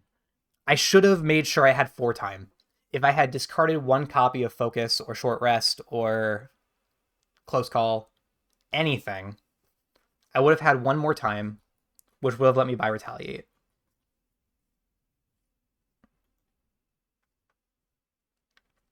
Has anything changed yet? Yeah, I revealed her final heart token. Yeah, dang it. Even after committing to the roll, I could have discarded 2 cards to make it so I did on my turn, discarded 1 card in order to get that 4th time, and I could have bought Retaliate. Killed her when she attacked me. Dang it. I could have gotten the turn 3 win. I could still get the turn 4 win, though. I can't buy Retaliate this turn. I can buy it next turn. What am I talking about? Okay, anyway. So the answer this turn is going to be a Close Call and a guard, I think. Is that right? Can I... No. It won't be Close Call and guard. I can't walk next turn, so I have to sprint instead. So it's going to be a Close Call and a sprint. This is absolutely the wrong call, by the way. If you are playing at home and you're not trying to race for time, you should almost definitely be buying a guard here and just chilling out for a turn. Unfortunately, I don't have the luxury. So I am going to go with the more aggressive option and go for sprint Close Call. Dang. I actually might die here. Oh well. Okay, so now that's our turn. So these all go back out. Let's see. Freebie Weak Walk, and Fly Faster all go out. Okay. And then Critical Blow goes back down to the bottom. Okay. And now it's her turn. And she swings and attacks us for 1 damage, so we go down to 2. Boop. Okay. So that's fun. And then she plays her Terror card, which, according to the discard, is... will be Dead by Morning. I think that card kills me. I think this card's actually really rough.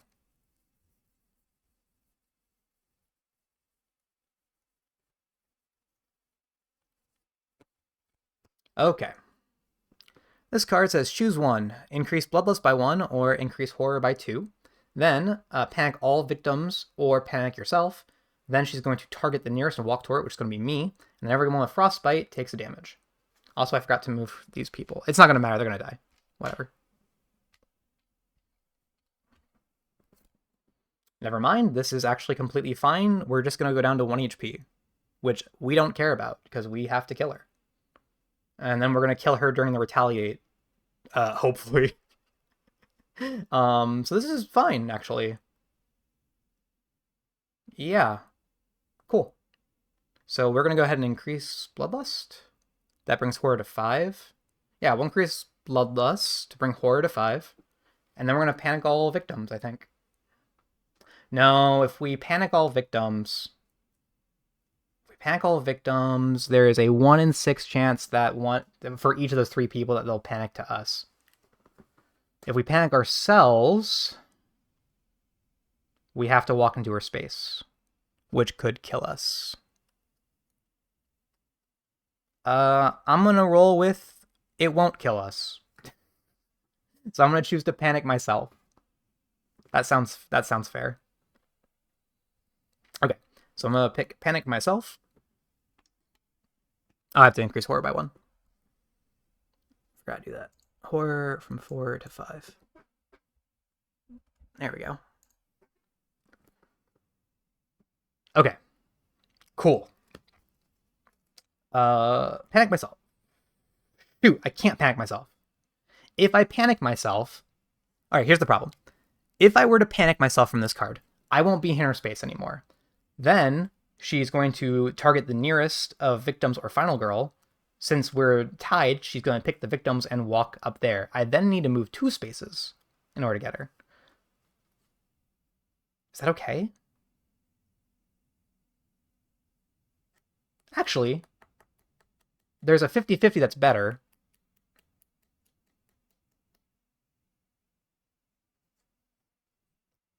No. If she walks into the space with victims, I have to attack her to kill her. Because she's going to attack a victim by default, not me. I really just have to roll 3 dice and hope none of them roll a 1. Yeah, I'm gonna panic all victims. Okay. Oh, that sucks. Is what it is, though. Okay, let's see how we do. Panic all victims. We got a 2-2-3. Neat, worked out. So, 2, 2, 3. Nope, that's 6. 2, 2, 3. Left. There we go. Alright, cool. Worked out. And then Frostbite triggers. So I take a damage, so I go down to 1 HP. The perks of having 7 when you start. And then both the Maniacs die. Sorry, losers. Get out of here. But since they were minions, we don't care because that doesn't increase our Bloodlust any. And that's it. Oh, I have to panic all victims. Sorry, those were the only relevant victims. I have to panic all victims. So these 2 have moved already. This one moved already. Okay, so then the 2 in the lab, they got a 2 and a 5. So 5, I didn't even oh, they can't move in. Okay, this one stays here. And then the 2 in the rec room, they got a 1. They both got 1s. So they're going to stay there. And then the 1 out in the commander hut, who rolled a 1, so he actually leaves and gets Frostbite. Good for him. Way to go, buddy. You run out into that cold. There we go. Alright, that's everyone.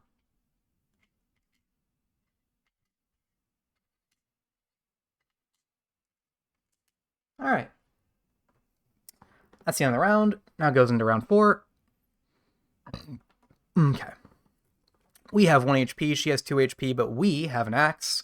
So we're going to go ahead and try to kill her. Also, we have adrenaline now, so that's fun. So we actually get 3 dice when we retaliate, which is quite nice.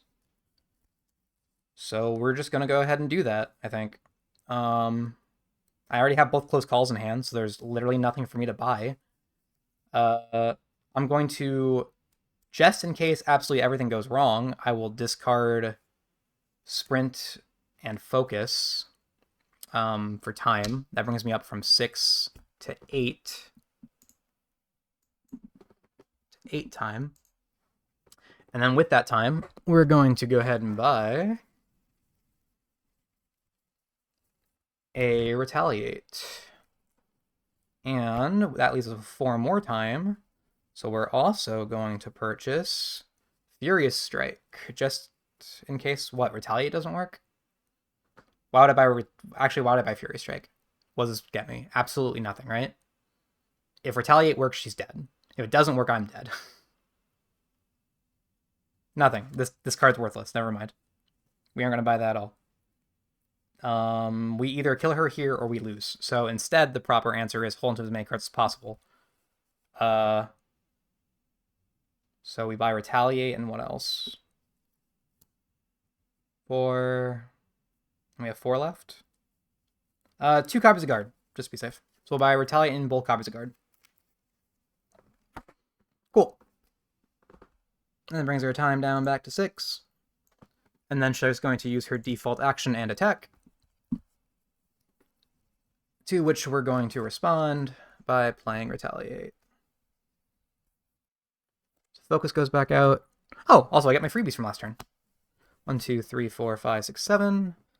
And I get the 3 freebies. Focus goes back out. And Sprint goes back in the deck. Oh, Silent Storm. If I don't get 2 stars, I've already lost the game. That's the point. If we don't get 2 stars, the game's over. But if I don't kill her this turn, the game's over anyway. So... And well, I guess it wouldn't be over, but I'm kind of running an assumption that if I don't kill her this turn, then I'd probably lose to tie rules. Because that would put me into round 5, which is when the last person who played on this map won their game. Which, honestly, that doesn't tell me too much, because it's going to vary a lot depending on, like, from match to match. I have no idea what the normal amount of time is going to be. It happened to be 5 and 7 turns that game, but who knows? But anyway, Silent, our plan in this game is just to go full aggression, so we're just going to try to kill her. And assume that if we fail to kill her, we lose. Yep. One reason I'm confident, too, is that we have a 1, 2, 3, 4, 5, 6, 7, 8, 9, full hand of 10 cards. And also both close calls, so we should be okay. Also, as Michael pointed out, and I guess this works, too, because I have that time, I did buy both guards as well. So if the Retaliate were to fail, and the close call was to fail, and the close call was to fail, if nothing else, I could double guard. So it would actually work out. I just want to make it clear, though, I would absolutely make this play even if I had no guards. I am just completely banking on this Retaliate working. So here we go, Retaliate. From her default attack of 1 damage. Let's go. So we have 2 dice from the current horror of 5, and then +1 because we have 1 HP. So 3 dice. Let's go. And we got double success. So all of that planning did not matter. We ignore all damage. We do 1, 2, 3, 4 damage back, and she dies. Blah. And yeah, that's how you win Final Girl in 4 turns. You just hell yeah, there we go. That's how you win Final Girl in 4 turns. You just grab the axe using magic, and then you rush Ratchet Lady. Easy. Thank you, Michael. Thank you. It was fun. I don't actually think I like playing the game this aggressive. But it's certainly a time. Wow.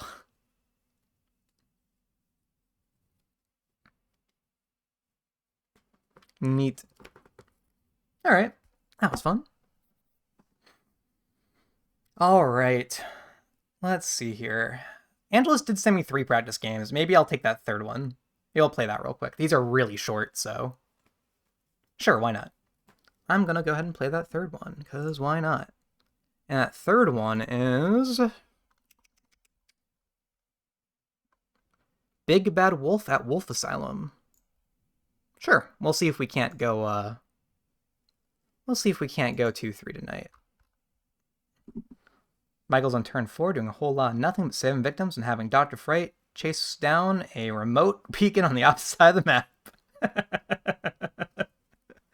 Love it. Where are you playing at, Michael? Remote beacons... Is that just the USS Conrad? Oh, you're probably doing the weekly, right?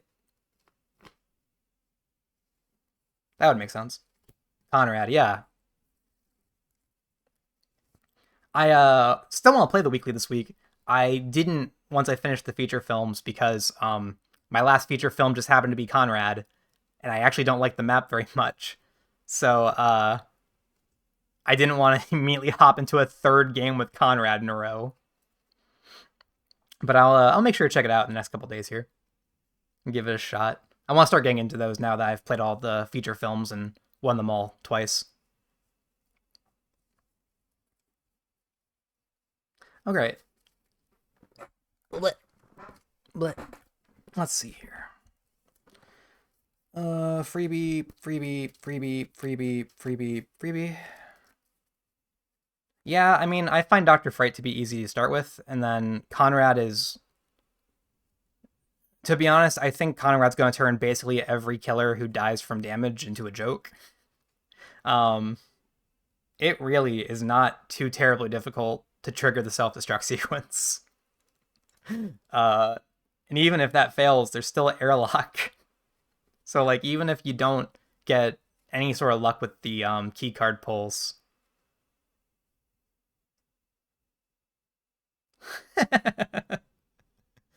I'm sorry, Silent.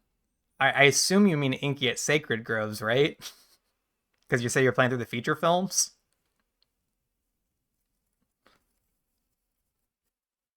Yeah. Um, I think hoping for Inky to treat you well at Sacred Groves is like really hoping that Lion decides you're a bigger threat, bigger threat than it is. Oh, I love that feature film. It's one of my favorites. I think I ranked it fourth on my list of feature films. I really really like the Sacred Groves Inky duo. It's just really hard. Uh, it's just a difficult combination. So, all right, let's put her back away here. Uh, I really really like that feature film a lot. It's just a difficult one. So just go in that knowing it's going to be hard, and you'll probably be all right. Cool. We had one victim die, three victims rescued. Oh, please do. Have you ever played against Inky before? Or is it your first time?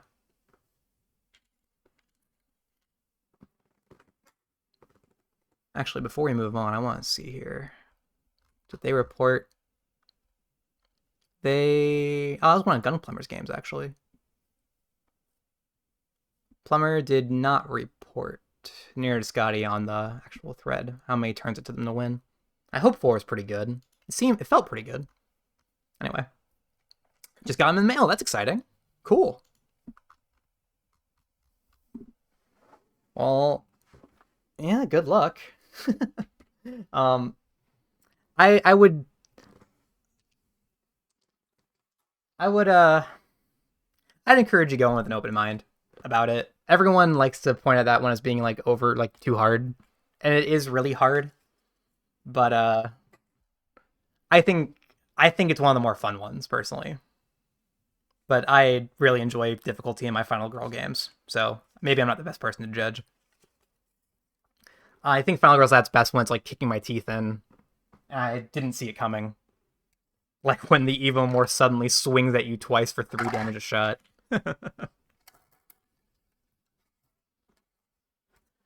Okay.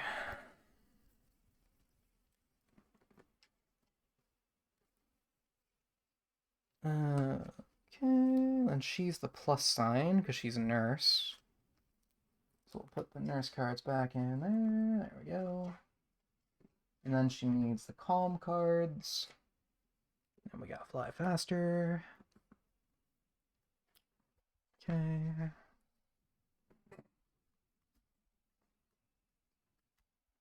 Anyway,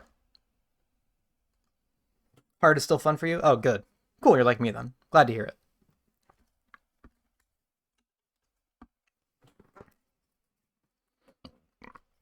Don't let him spook you too much.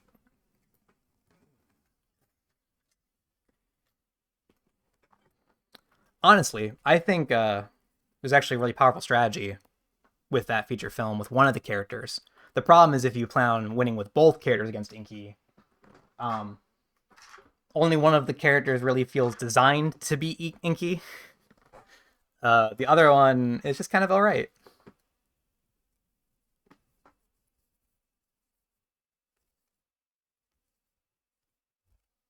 Cursing the dice gods, sacrilege.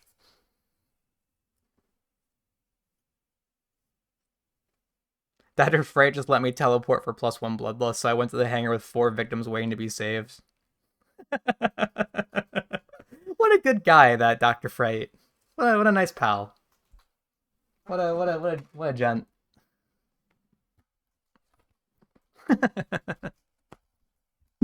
Good lord.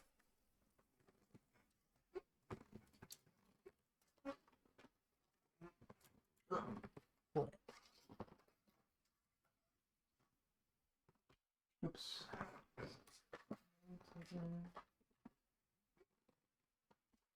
Hey, Knox. How you doing, little bud? If you guys hear rats eating in the background, I would apologize, but they're adorable, so, deal with it. Russ is sleeping. Yeah. What a good boy.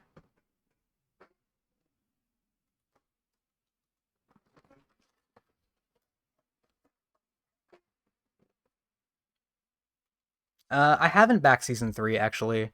I just don't really have the money for it at this time, so I'm not backing the season on Kickstarter. I am gonna buy it at retail, um, but since I was coming into Final Girl late, I only started playing Halloween on Halloween.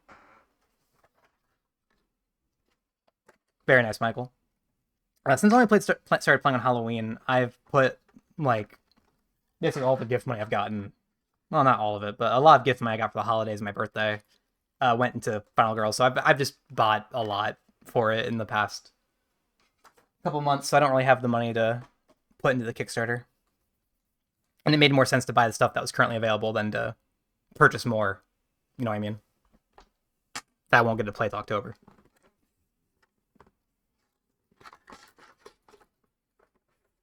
I am looking forward to it though. Super excited. I'm definitely going to be buying it at some point.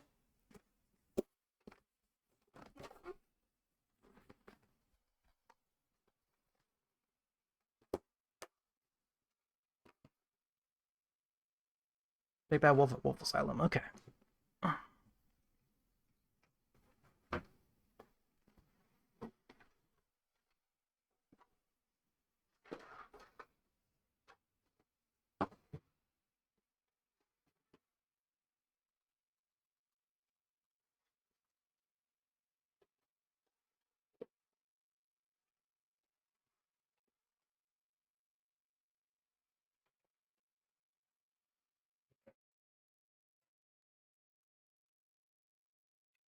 Saving up for it, understandable.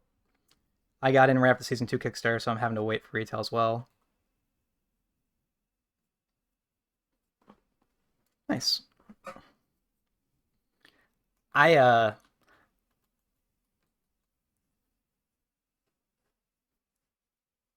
Oh, cool. I'm glad one of your favorite killers got a feature film. That's fun. Super jealous. My favorite like dream killers have not gotten feature films. Ratchet Lady is definitely one of them. Organism is one of them. Actually, those two have gotten feature films, so I can't complain too much. But my favorite like would-be killers have not gotten feature films yet. So I'm looking at other avenues to make that happen.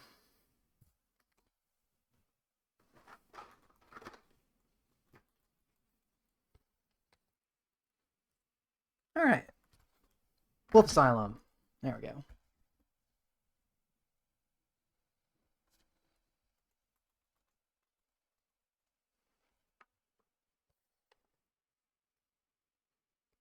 Yeah, the Hell to Pay had an interesting mechanic, right? Is that the one that has the map that moves around? I'm really excited to check that out. That sounds really cool. That sounds really neat.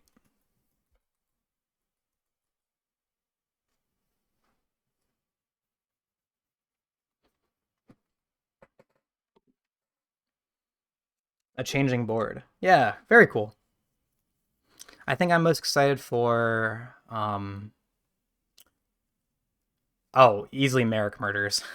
I'm so excited for Merrick Murders. And Terror from Destiny too.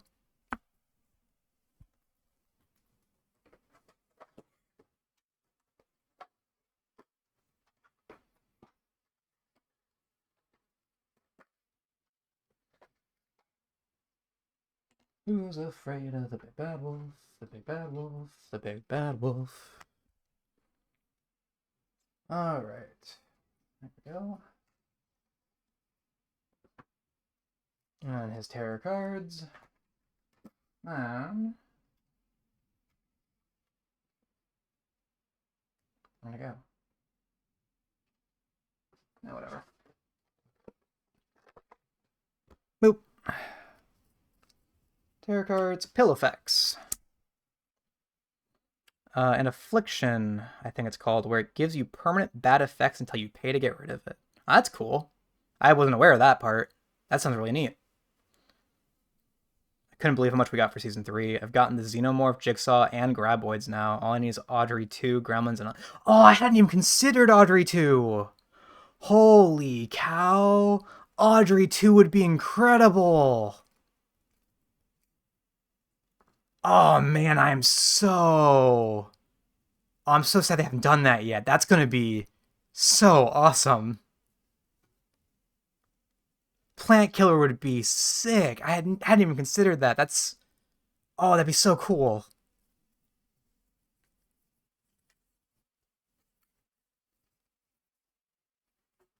Tarot cards, amped cards, cool.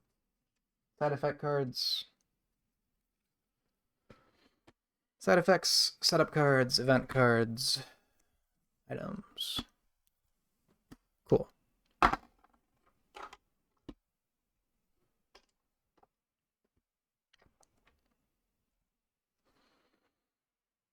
What's Audrey 2? Oh, Audrey 2 is from Little Shop of Horrors. It's the movie about the plant salesman who's in love with this chick Audrey. So he gets a talking plant who he names Audrey 2, and it basically commands him to feed it, and he quickly learns that the only thing it wants to eat is human meat. So it's really good. It's such a good film. If you haven't seen it, I'd highly recommend it. I don't blame you. I'm hoping they do something equally stupid for whatever eventual plant killer they do, because Audrey 2 has one of my favorite names of any major character ever. Right up there with Better Hank.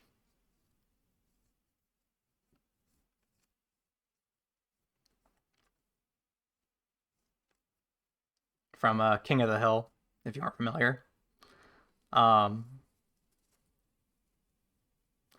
I'm sorry, Michael. You've seen someone else make a feature film out somewhere else? I saw two on Board Game Geek. I see some people making them on the Discord, but I wasn't aware there was other places people would post that kind of thing. If you're familiar with people making custom content, like places, would you send it my way? Gotcha. Okay. Gotcha. Yeah, if you do see stuff like that, do send it my. I'm so invested in people making custom films for this game. So excited for it. My number one requested feature has got to be like a tarot card maker. Found a bunch. I've only seen two. I've seen a Dracula themed one and one based on, I think, Bloody Mary inspired, where it's like a duplicate of you that can go through mirrors. It was really cool. It took place like a drag show. It was pretty neat. Slivered. Okay. Those are the only two I've seen. Those would be cool. Okay, anyway. So a quick breakdown on these two characters for those who haven't ever seen them before. Big Bad Wolf. Big Bad Wolf is kind of the equivalent to Hans for Season 2, right? He's kind of your generic big like killer dude. He doesn't have a whole lot going on. He does have one major mechanic called Hunt and Track. So if you look up here, he has two basic actions. He has one for if he's in Hunt mode or Track mode, and one if he's in Slay mode. It's like Track and Slay or something. It doesn't matter. One's he runs around, and one's he actually decides to start doing stuff. He starts in this mode. Once he kills two people, or he gains two bloodlusts, he'll then switch over into his other mode, which is the kill people mode. Oh, you're good. No worries. I'm just also continuing. I'm more than happy to talk about custom content all night. I love that kind of stuff. Anyway. We'll talk more about that as we get there, but basically, some of his terror cards will have him do one or the other, right? Well, it'll show both, and then he'll do one if he's in that mode, and then the other if he's in that mode. Generally, this stuff is like run around, try to increase bloodlust a little bit, basically stalk people. And this one over here is more just, let's get down and dirty, let's start killing people. But he doesn't run around quite as much. Unfortunately, if you look at his track, all of his movements starts at 3, and it goes all the way up to 6. So like he can run around even without his hunt mode. As a personal opinion, my biggest problem with Big Bad Wolf is that in the games I play with him, it's not very rare to have a game with him where he just gets stuck in his hunt mode all game. So like he ends up doing nothing the entire film. We'll see if that's the case here, of course, and I have heard from others that it isn't always that way, but we'll see. As for Wolf Asylum, which is one of my favorite maps, that's not my favorite map, my favorite map, it's up there. It has a mechanic with these pills. It's a pretty basic map layout, I think. There's not too much going on there, besides it's kind of in like 4 quadrants of 4 spaces with a big center room, but I digress. Point just is, the major mechanic on the map is there's going to be pills scattered about, and you can spend time to pick them up, and they give you a variety of effects. The yellow ones tend to heal you, the blue ones move you or gain you time, and then the pink ones can reduce horror. You can combine 2 pills to get a better effect, like covering all hearts, +5 time, or reducing horror by 3, which is really nice. Or if you get one of each, you can draw an amped card, and they are absolutely nuts. They give crazy strong powers. I don't want to spoil them, because they are genuinely really cool, but I digress. The downside, when you take 2 or 3 pills, you also have to draw side effect cards, which have a variety of negative effects, such as like paralyzing you for a turn, or making you discard actions, or take damage, or all sorts of crap. We'll see them when we see them, if we end up seeing them. I highly doubt in a race I'm going to be spending time picking up pills, but who knows, maybe it'll just happen. Oh, that's right, Silent, I forgot about the clown. There is a clown as well. I didn't look too closely at the clown, but I did see it.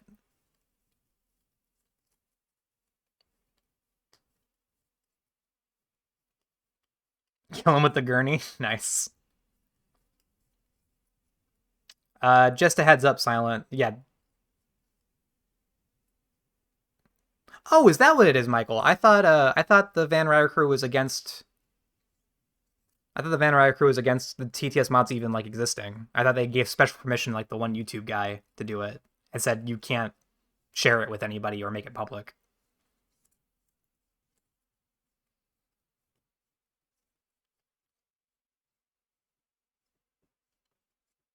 But boy.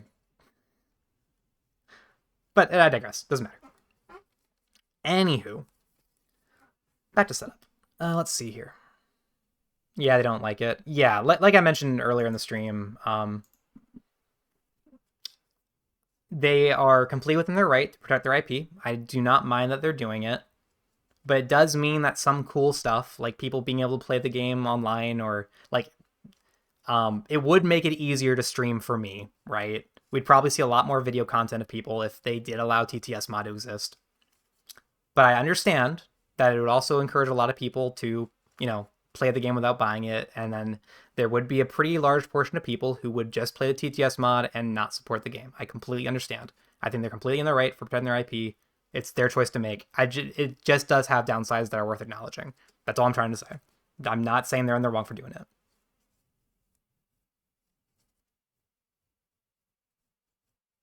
I'm not familiar with the Arkham horror scene at all. I've played the card game, but I'm not familiar with the actual board game, but I could believe they would do that. Anyway. Okay, the setup is padded rooms. Let's see, what's padded rooms? Padded rooms. Okay. So, padded rooms puts me up in the operating theater and the killer in the common room. Interesting. And then a whole bunch of victims in solitary.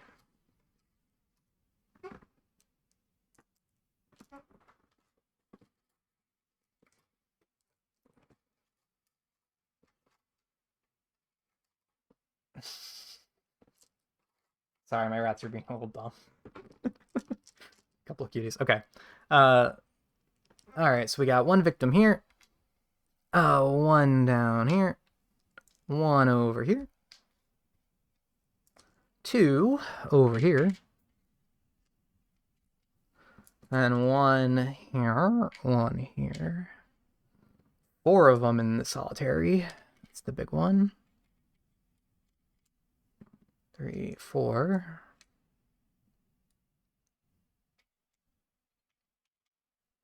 And then 1 up here in the utility closet. That's it. 1, 1, 1, 2, 1, 1, 4, 1. Yep, okay. Dope. Okay, let's see here. I do not know how they handled pills in the tournament. Let me take a look here. Big Bad Wolf at Wolf Asylum. Yeah, your final token. Padded Rooms. Finale Dark Power. Killer final token. Item. Side effects. Amped. Terror.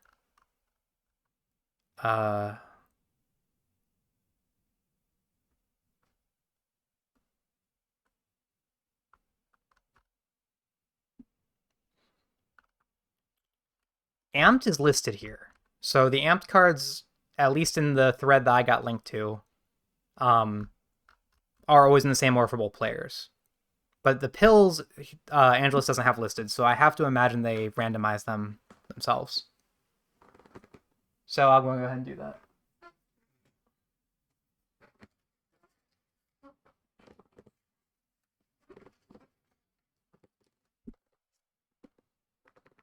Side effects are also already shuffled.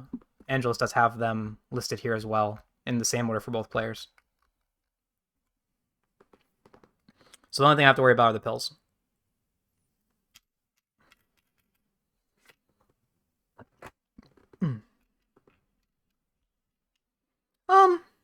Yeah, it makes sense. I can't blame him too much. I probably would have tried to put them in the same places for each player myself, but I understand why not. Gosh darn it. Sorry. I really just like randomizing the tokens in this game. Gosh darn it. Stop. Stop.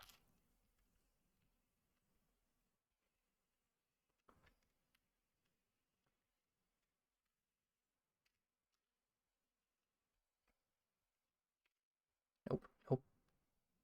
Okay. Cool. Well, I'm not paying attention to where that stuff was. So let's see. Where they go? 2 down here in the medical storage. And then we got 1 next to solitary. And 1 over in the doctor's office. We get to start with 1, so we'll pick this one, I guess. We can pull the purple. And 5 out of play. Cool.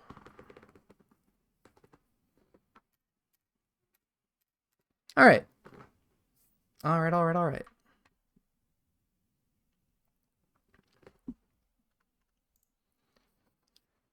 Is that all I need? No, the event. The event is Welcome to the Madhouse.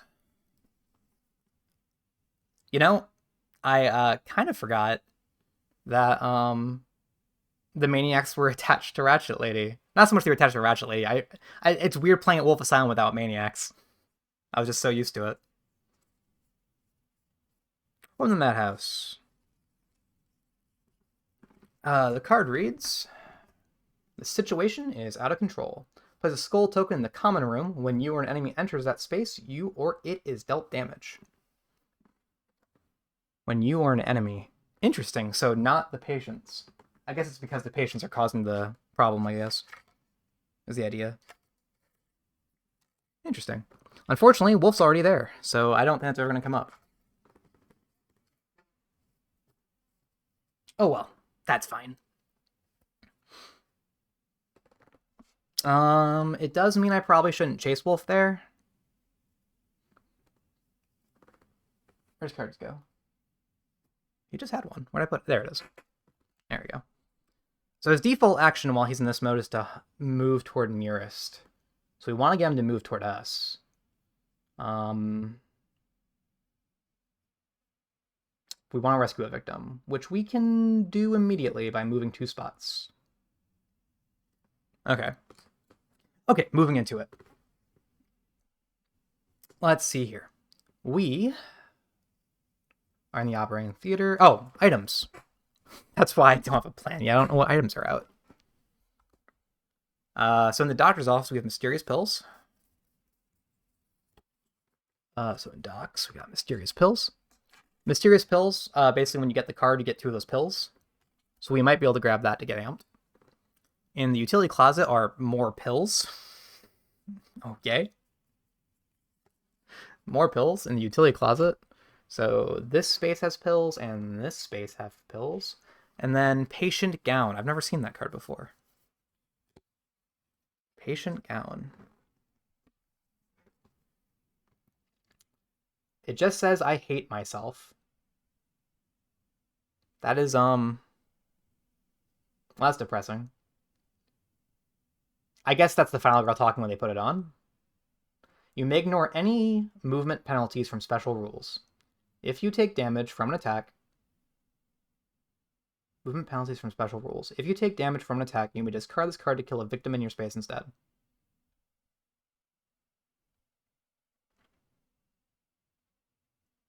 This might be one of the single crappiest cards I think I've ever seen. It's only really useful against Ratchet Lady because her Maniacs have special rules. That part's... Actually, I don't even know if it works against them. Is that a movement penalty? I would probably rules with movement penalty. Oh, the patients don't start eating pills? Oh. I would imagine this is supposed to help with Maniacs, yeah. The problem is that if you take damage from an attack, it has to specifically be an attack. Well, basically every killer ever will kill a victim before they kill you. It's only really specific cards that would damage you before a victim. Yeah, this card sucks. Alright. Well, that can just stay in storage forever. We're not going to bother with that. Okay. Ah, that's also what I forgot. I forgot to set back up the... So that's at 6. Then Horror's at 5. The Killer is at 9 HP. Okay. And we get 7. There we go. Okay.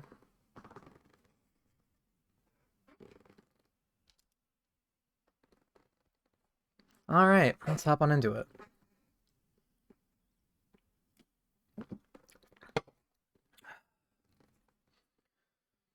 All right, so what's our plan of attack here? There is no weapon out. That's important to note, and it sucks. Is it even worth rescuing victims then? The answer is probably. At least the gimmies.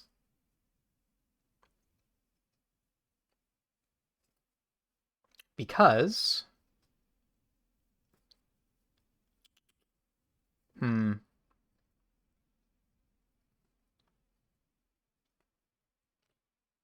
Because we do get a free search card from it.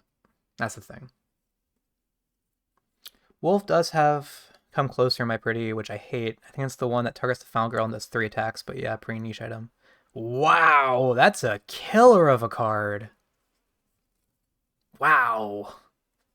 I don't think I've ever seen a tarot card do 3 attacks at once, except from minions. That's crazy.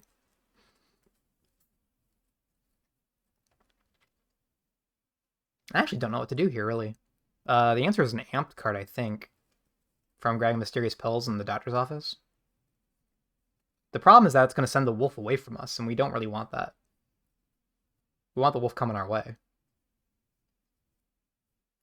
The wolf would wrap back around, though, because he'd go after those 2 victims near the bottom with the patient gown.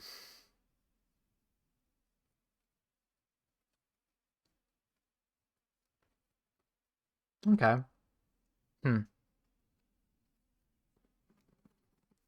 All right, so as usual, we're going to go ahead and start by playing Walk. Let's get into it. Part 5, yeah.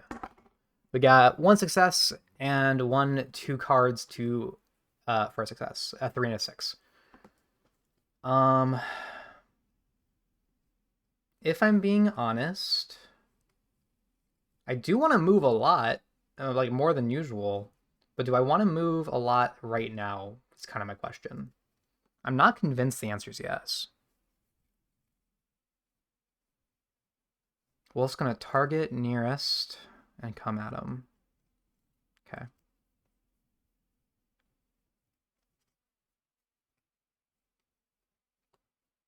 One, 2, and then 1 to move into that space. Maybe. We could almost get the doctor's office this turn. But I don't really know if we need to.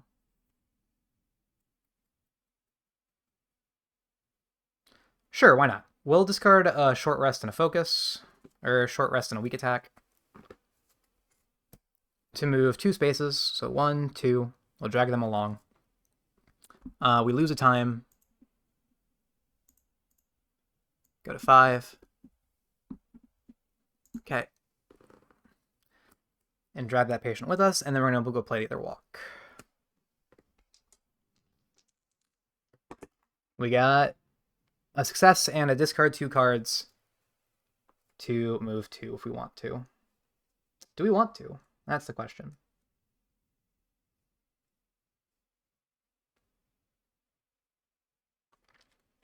Hmm. 14 time with Veronica. Just casual Michael Veronica things. Well, we'll move 2 spaces. Like, what does rescuing 2 victims get me? It gets me item card and a free search.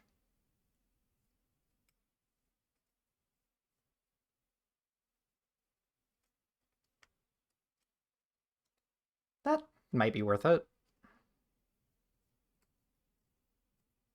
Yeah, that sounds alright. Sure. We'll do 1, 2. So we'll discard both copies of focus to do that. We got on to 4 time. And now we're going to send the wolf the other way. That puts us to 4 time with 2 victims and next to us. And the wolf, since he's right next to that one dude, is going to chase him instead. So with our 4 time, what will we buy? Let's see.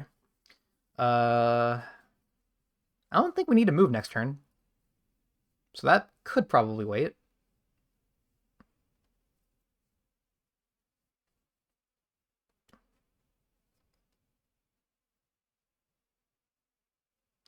Do I wanna... But if I do move next turn... Yeah, okay. If I do move next turn, I draw an amped card. And if I draw the amped card, then I trigger the side effects right away. And I'd rather them hit me next turn than the turn after. So I'm going to buy Sprint for 2. Then we will... I cannot get to search range next turn. Would guard be worth it? No? I don't think so.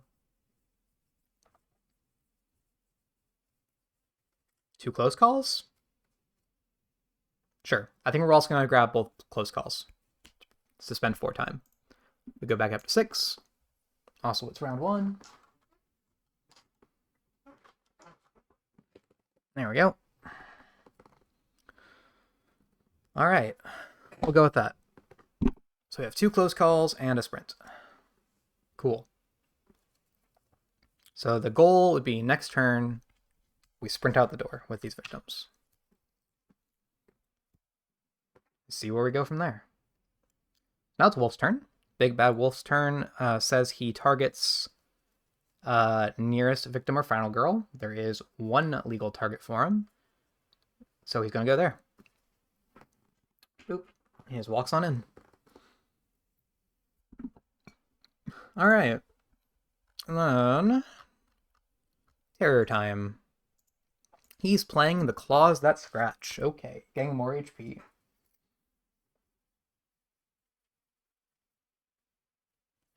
Oh, I thought the Claws That Scratch were a dark power. They are not. All right. Claws That Scratch. 1 sec. There we go. Claws That Scratch. He targets nearest. Done. For you and every victim in the Big Bad Wolf space, increase the Bloodlust.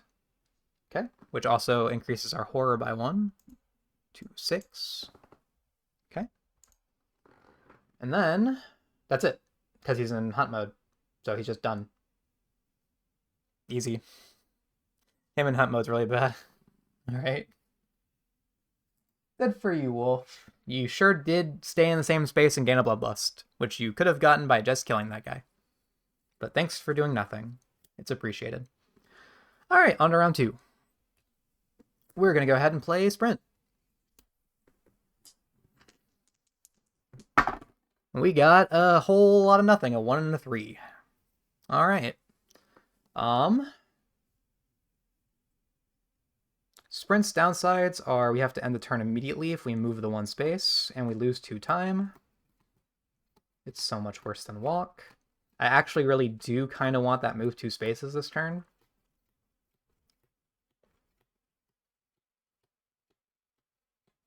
So I think we actually are going to discard both copies of Close Call. I could try to play them to roll instead, but I'd rather just take the sure thing. So I'm going to discard both copies of Close Call, move up 2 spaces, lose a time. So time's going to go down to 5. But we gotta move 2 spaces, so we're gonna go 1. I think going back to the doctor's office is still the correct call. Because we know there's nothing over there with the gown. But there might be stuff in the doctor's office. But going over to there actually does put us closer. Huh. Puts us closer to Wolf, though, if we go that way. Actually, I could trigger my ability this turn.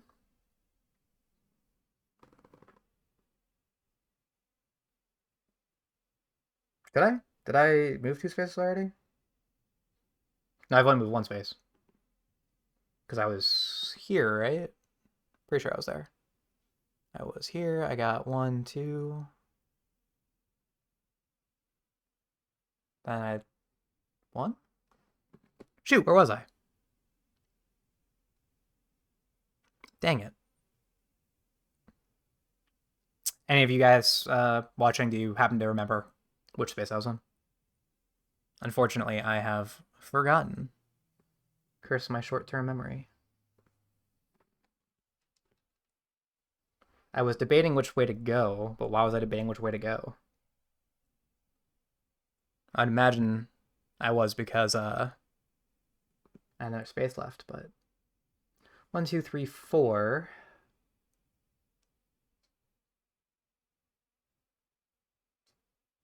Yeah, I ended my last turn with 2 victims with me, so I must have at least reached here. Which, obviously, I did. But was I here? I don't remember. Oh, it's all cool, Michael. I appreciate it anyway. I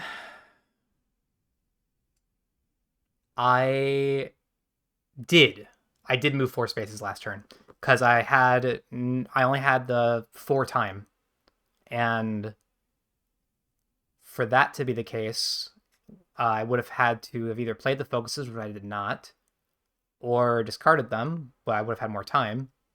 And I had, so yes, I discarded both the focuses and the other card. So I must have moved 4 spaces. So I was here. So 1, and then I have 1 more space left to move. Okay. I could actually get all 4 of my bonuses this turn. And I think I do want that, actually. So we're going to take the move 1 space bonus and take any top item card bonus. So we're going to move 1 to finish our move, use the bonus to move 1 space, which reduces horror by 1 and gives me a search card. Cool. So we reduce horror by 1.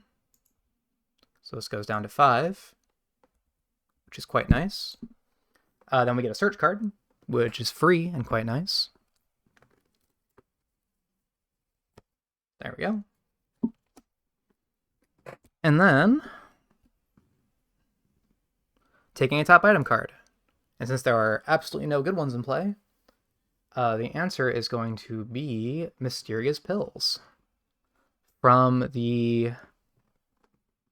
we're actually going to take them from the utility closet, I think.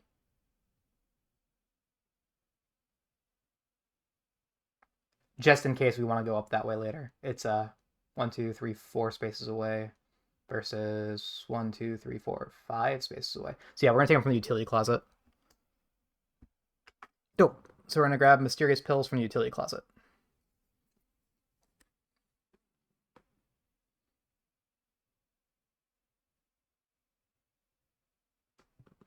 Immediately discard this token and take 2, discard and take 2 pills. So we're going to take 2 pills. And the pills we get are... Oh, yellow and pink. Which, Commander Blue actually does give us an amp card. Lucky. Cool. That couldn't have worked out better.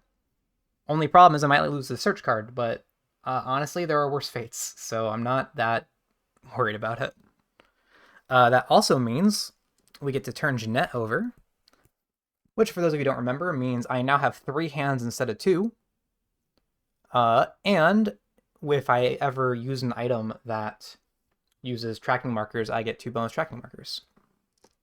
Which probably won't come up, but hey, who knows? Cool. And then we're going to go ahead and amp it up, baby. So we're going to spend all 3 pills. Hey, Michael, do you know, has it ever been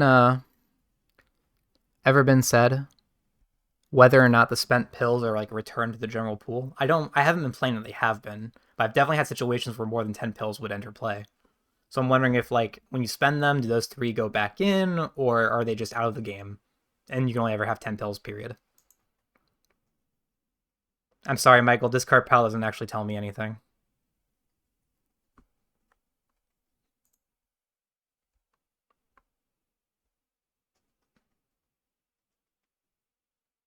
Of pills? Oh, interesting. So if you run out of the pills, then you restock the pills. Gotcha. Oh, okay. Cool. So you are guaranteed to hit all 10 of them first, just, or they show up maybe different. Gotcha. Thank you. Okay, so we're drawing an amp card.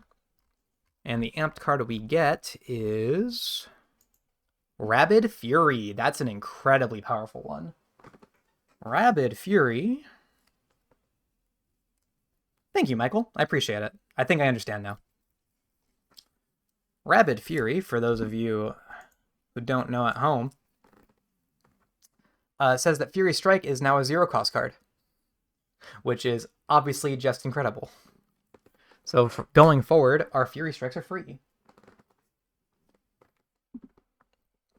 Anyway, that also means we get 3 side effect cards. So side effect number 1 says normal, which, if I recall, has no effect. Side effect card number 2 is normal, which, again, no effect. Side effect card number 3 is also normal. Okay. I have never seen that before, but neat. Cool. I won't complain. I actually don't know. Oh, I also just realized about this, I just had a unfortunate realization about the way Discord does the spoiler tags. But I digress. I'll leave those for later. Unfortunate. I don't know how you'd fix that problem. I just noticed that like the 3 normal cards in the side effect on the Discord are shorter than the next one. So like I know the next card isn't normal, right? I would have guessed it's not normal based on the fact that I just got 3 normals in a row, but I know it isn't normal. And when there's only so many options, you can make a pretty educated guess about what's going to be. I'm going to choose to just not pay attention to the lengths. Because, you know, fair play. I think I was trying to even the lengths out. Oh, that'd be nice. That'd be good. In the meantime, I'm going to try not to pay attention. Because, you know, fair play, it's a pretty casual tournament event. It is unfortunate, though, that wasn't doable the first time around. But it is what it is. I mean, I'm just happy that's happening at all, so. Okay. And then we're out of cards besides Search, which we can't play here. So we're going to go ahead and end the turn. So that's the end of our second round. Yep. Well, that's the end of my turn on the second round. So we're going to pick up all 6 of our freebies. All 6 freebies. Cool. We already have Search, and then we have 5 time left. Actually, we're actually going to pick up our 7th freebie of Furious Strike, because it's free now. That puts us at what, 8 cards? 1, 2, 3, 4, 5, 6, 7, 8 cards in 5 time. Okay. We're getting 2 moves, which is going to be enough for us to go to the medical storage. We're going to purchase the other Search for sure, because we actually don't have a weapon for sure anywhere. Where do we go from there? We have 3 left.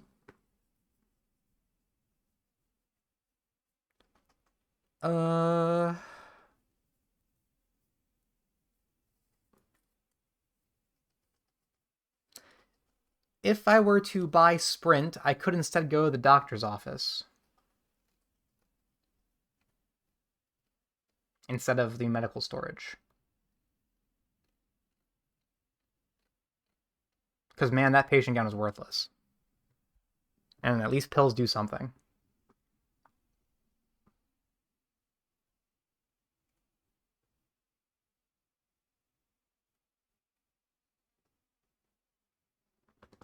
At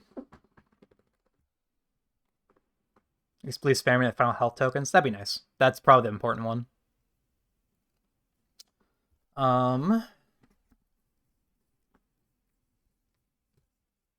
We get Improvise. Make sure everything goes well next turn. Or at least try. I don't have any close calls, actually. 5, 6, 7, 8, 9. But that would mean I have to get lucky anyway. There's not really anything I can do there. Nah, I think the answer is still going to be over there. Okay. So we're going to go with the Improvise so we can end up next to Wolf. So the plan is to go over to medical storage instead of the doctor's office, just so we're closer to Wolf. So that way he can kill us quicker. Of course. Alright, so both close calls go back, and the other Sprint goes back. Cool. And that puts me at 1, 2, 3, 4, 5, 6, 7, 8, 9, 10 cards. Cool. Alright, so now it's Wolf's turn. His default action is do nothing, stand here, look at this victim. So good for him. And his event is Hospital. Oh, shoot. I clicked on event by mistake, which is Hospital Gurney. My bad. I will be sure during the actual tournament to pay double attention when I'm clicking on these to be sure that they are, in fact, you know, the right area. Because it's not an event, it's a terror card is what I was trying to find. Fueled by Madness is his terror card. Fueled by Madness reads...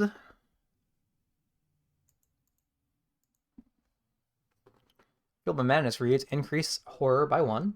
The killer recovers hearts equal to number of victims in its space and adjacent spaces. Then he kills someone. Good for Wolf, he did it. Okay, so his horror goes up to 6. He got into his evil dark power mode. Good for him. Then he kills a victim. So first victim's dead. Boop. Which triggers his dark power. Good for you, Wolf. And Wolf's dark power this game is...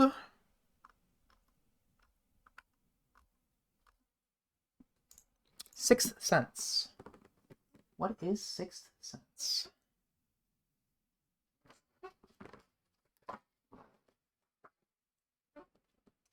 Sixth Sense reads...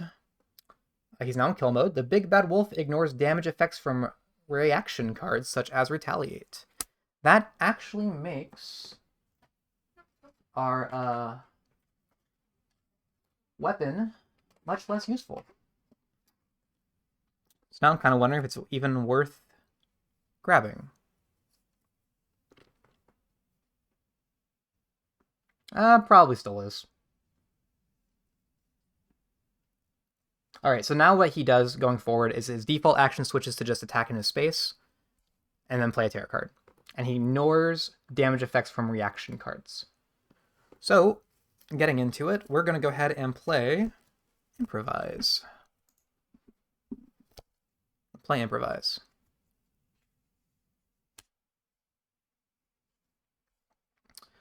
And we're really hoping for that 2 stars. And we got... Ooh, we got 1 success and a 3. So we're going to go ahead and take that for sure. So in order to take that, we will discard Short Rest and...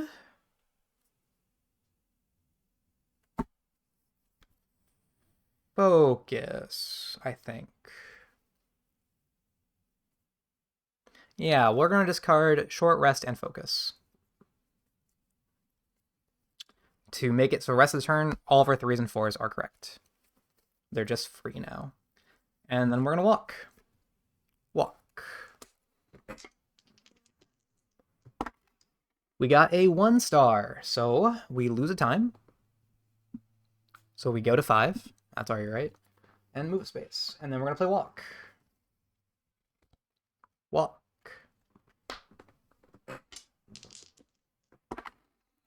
And we got a 1 success because we played the whatchamacallit. So we're going to move 1 space. We could be real aggressive, walk into the space with Wolf, and just start beating on him. The man has 9 HP, and we have 3 damage in hand. And we can't hurt him with reaction cards. That sounds like a horrible plan, so I think we're not going to do that. I think we're going to go ahead and just move on into medical storage. That seems wiser somehow. We're going to go ahead and spend the 2 time. Let me double check that that's correct. I think it's just 1 time per, but could be wrong. Yeah. We're going to spend the 2 time to pick up both those pills. Okay. And they are yellow and purple. Cool.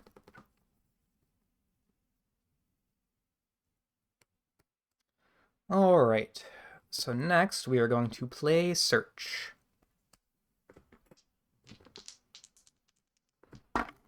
We got 1 success, which sucks, because all that gives us is Hospital Gown. Goody! Hospital Gown. Good. We're going to play Search again. Also, it costs us a time, so we down to 2. Good. We got... Ooh, that's much better. 6 and a 2 success. Dope. So, we gotta look at the next top 2 cards of medical storage. What have you got for us, Angelus? Angelus says the top 2 cards of medical storage after patient gown are Bone Saw and Doctor's Bag. So, just so you guys can see what our options are.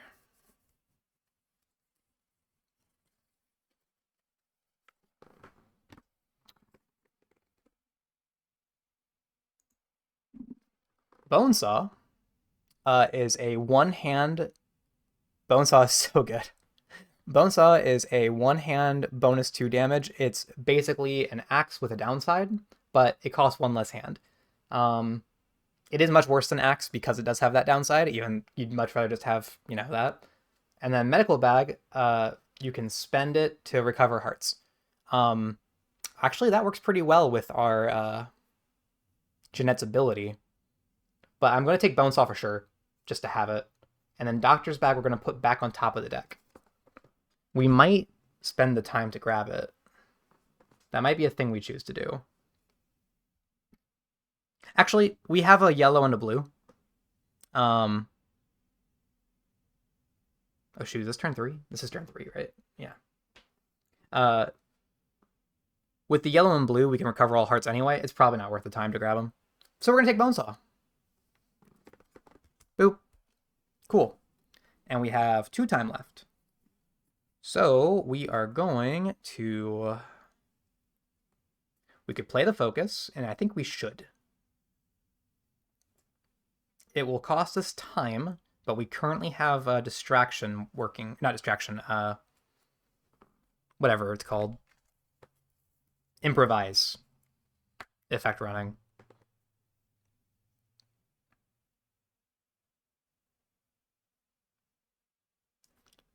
So I think we should take that while we have the chance.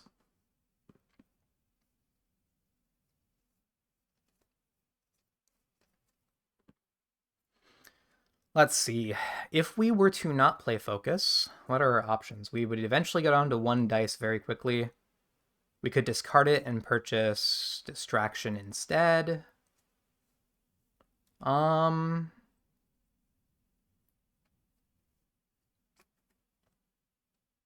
I think we play...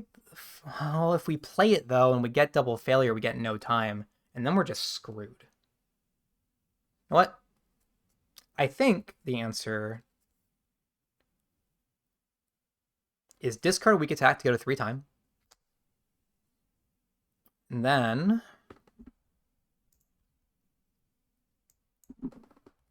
purchase distraction.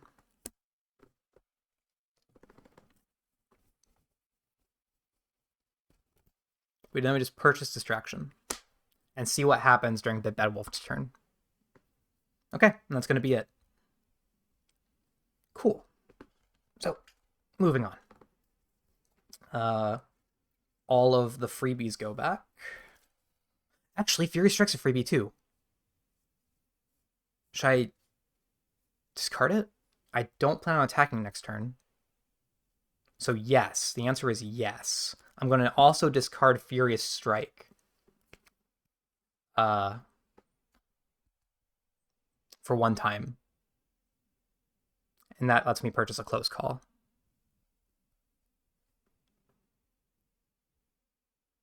You know what? I'm going to discard the focus too.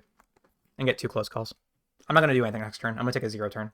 So I'm going to buy 2 close calls. Okay. So now all the freebies go back.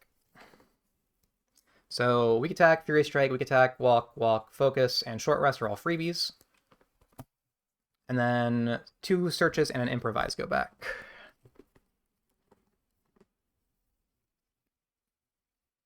Cool. All right, Wolf's turn. He stands there and throws a fit, but otherwise doesn't do anything, and then he plays his terror card. Which is going to be... What is this place doing to me? I've never seen this card before. Draw 2 side effect cards. And then... Is that on camera? Whoops. draw 2 side effect cards, and then the killer is going to target nearest, so it's going to target that victim, walk over, kill it, and then trigger an event. Cool. Good for him.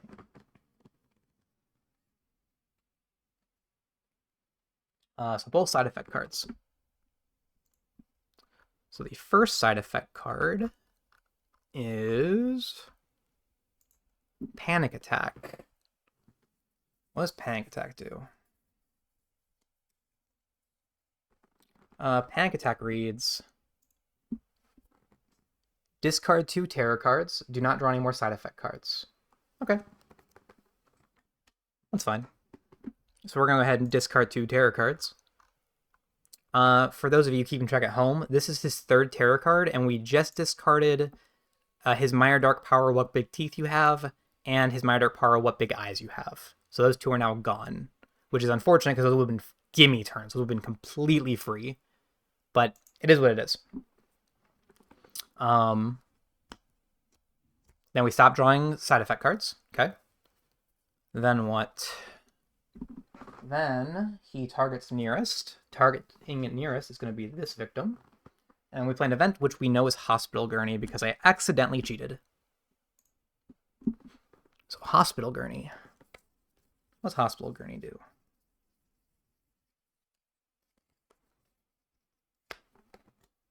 Hospital Gurney reads, because the text is so small, place the Hospital Gurney token in your space. It can move with you and up to 2 victims. You can discard it to ram it into an enemy in your space or an adjacent space to inflict damage plus 1 additional damage for every victim currently on the gurney. Then you kill the victims. Okay. Normally, love that card. Probably won't be using it. Also, this victim is dead. And his bloodlust increases. There we go. Normally, I would love to use this card. Unfortunately, there are absolutely no victims near me. So, we're going to carry it around, but I don't think we're going to be seeing any use. I'd much rather just start beating on this guy. Okay, so we kind of lucked out there. We have 6 time now, so that's nice. He doesn't take damage from retaliates anymore. I think we do play the distraction now while we still have the opportunity. Because we have distraction and 2 close calls in hand. So I think we play distraction when we have the opportunity to. And now it's round 4. Okay.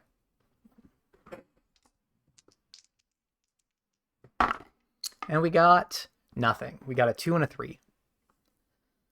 Okay. Shoot.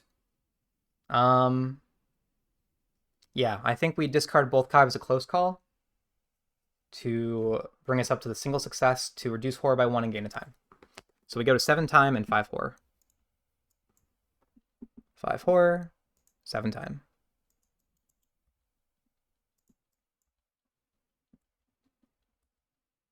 Cool. Neato. Alrighty. So those are gone. And distraction. Oops. These are still in the discard pile, sorry. My brain's elsewhere, apparently. Okay, so we have 7 time. What do we want to buy? Well, we're going to take all 7 of our freebies. Focus, Furious Strike, Weak Attack, Walk, Focus, Short Rest. Just as a reminder that the Furious Strike is free for us because we have Rabid Fury. And then I think we have to start beating on him. I think we just have to kill him. I'm hoping he moves into our space on his own next turn, but just in case he doesn't. We have 3, 4, 5, 6, 7 cards. Okay. He swings for 2 damage right now.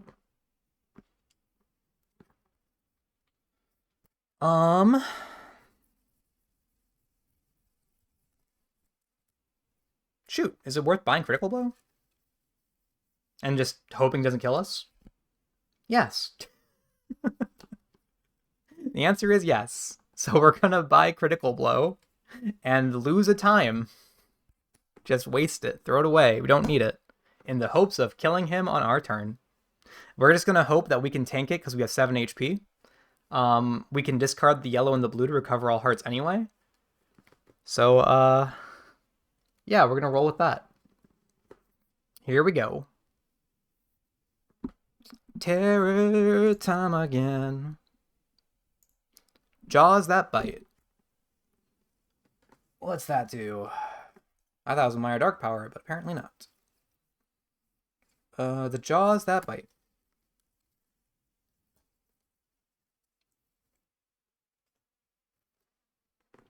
If there are no victims on the board, discard it. There are. Oh, god darn it. He's running at that big pile of victims. Oh, he's only going to do the bottom one, though. He's still running at the big pile of victims. Shoot. Really hoping he would have run at me. That couldn't have been worse timed. Dang it. Alright, well, he runs in the big pile of victims and kills them all. Well, he kills one of them, rather. He kills them all. Rawr. Stab. Panic adjacent victims. There are no adjacent victims. Good for him. But those three in his space will panic because, you know, he's in the space with them. And unfortunately, they are in solitary confinement. So they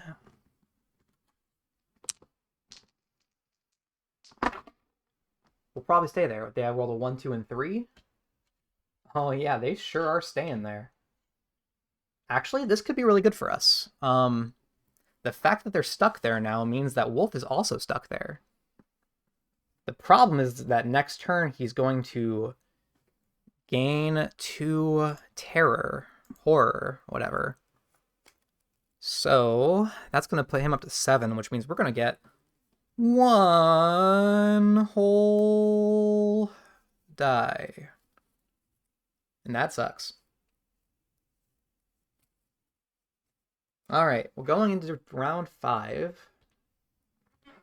How do we kill this man? We could, 1, 2... If we rolled perfectly, we could get into a spot this turn. And then what?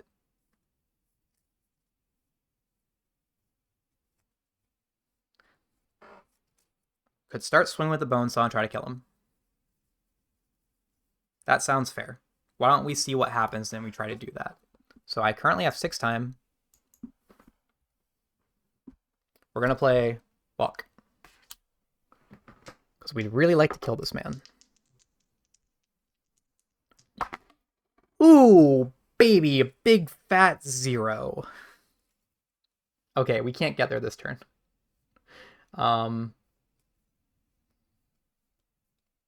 We rolled 2 2s. Dang it.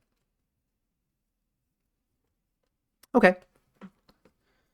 Well, do I care about horror? Do I want to like play those focuses to try to prevent all of that?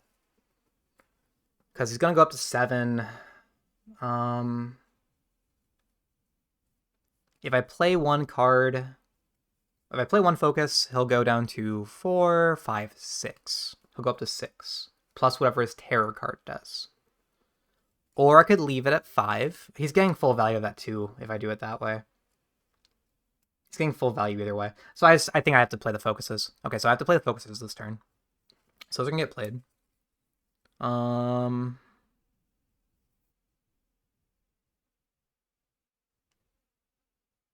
I think we still want value out of that walk. So we're gonna lose 2 time to go to 4 and lose a heart and move a space. So we're gonna go to 4 and lose a heart. So we go to 6. And we move a space. And we're gonna bring the gurney. Then we're gonna play the other walk card to try to get value out of that too. Yeah, because otherwise we need a 3 on sprint. We got a 1 and a 5, so a 1 success. So we're gonna lose a time. Boop. Move 1 space, bring the gurney along.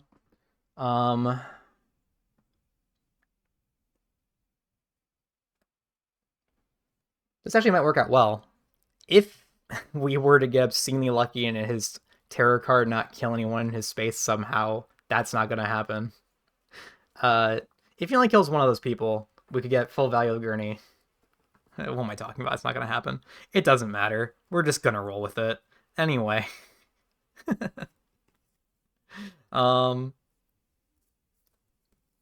We're going to play a focus. Boop. We rolled a 4 and a 3. That's terrible. That couldn't have gone worse. Okay, so we wanted to punch him next turn. But that's not looking likely, because we're only going to have 2 time.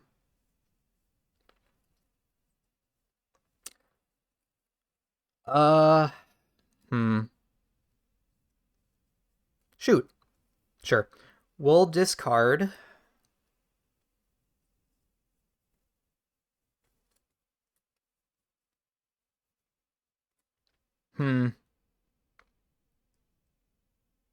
We're just not gonna be able to kill him next turn, I think is the long and short of it.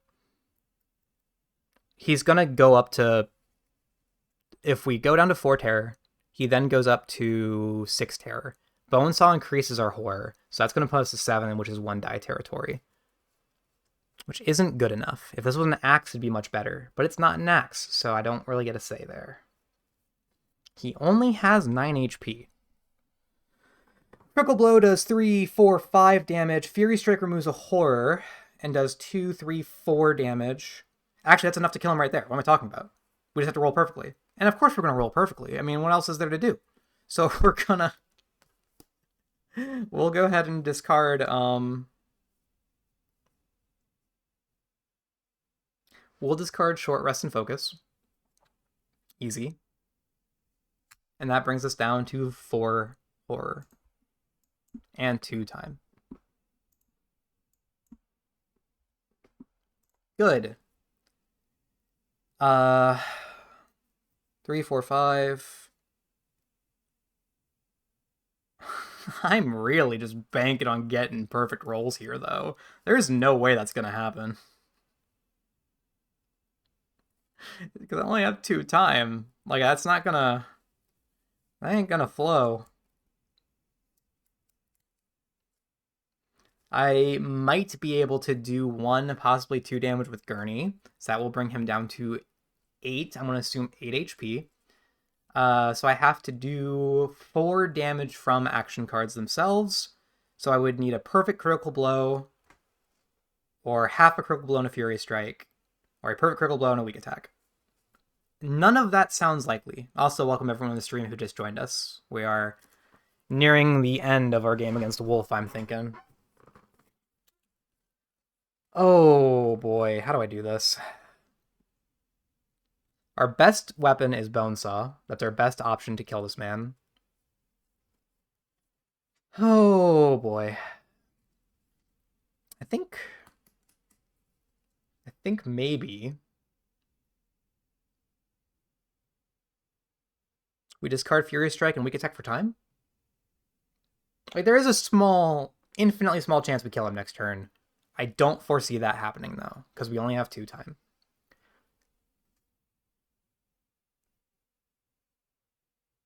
Okay, here's my thought process. We're not going to discard any of these cards for time. We're going to just keep our 2 time. Instead, what we're going to do is we are going to spend the 2 time to purchase 2 copies of Close Call. And here's my reasoning. If the alternative is like sprint, right? But if we sprint in there, we try to play these, we definitely don't succeed them all. We would have no other cards to like try to do anything. So it's probably going to take us 2 turns. But there is a chance, instead, that Wolf is going to charge at us. If he ignores victims and charges at us instead, then we have a chance to wail on him, right? And if we do get that chance to wail on him, we're going to want close calls. So that's what we're going to run with. We're going to run with, he might wail at us, and if he doesn't run at us, we're instead just going to assume we're going to buy the sprints the turn after. So we're going to do that. Okay. So we're going to call it there, spend our 2 time to buy 2 close calls, and pass. So these guys go back out. Short rest, focus, focus, walk, walk. They go back out as our freebies. And now it is Wolf's turn. Wolf, by his default action, is going to kill a victim. Boop. 4th person dead. Increases horror by 2. So we are up to 6. And that is bad. Then he's going to play a terror card, which is the Jaws that bite a second time. What? What? Okay. My man's playing the Jaws that bite again. So he's just going to stand where he is and kill another victim. Good. Good. Okay. Well, easy come, easy go.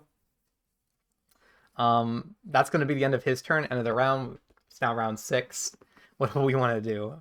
Well, we don't have any way to get to him. Actually, before the end of the round, that victim's going to try to panic. The victim rolls a 5, which still locks him in solitary. Because the only way out is a 6. He was very close. But he didn't make it, so he's going to get eaten by Wolf next turn. Alright.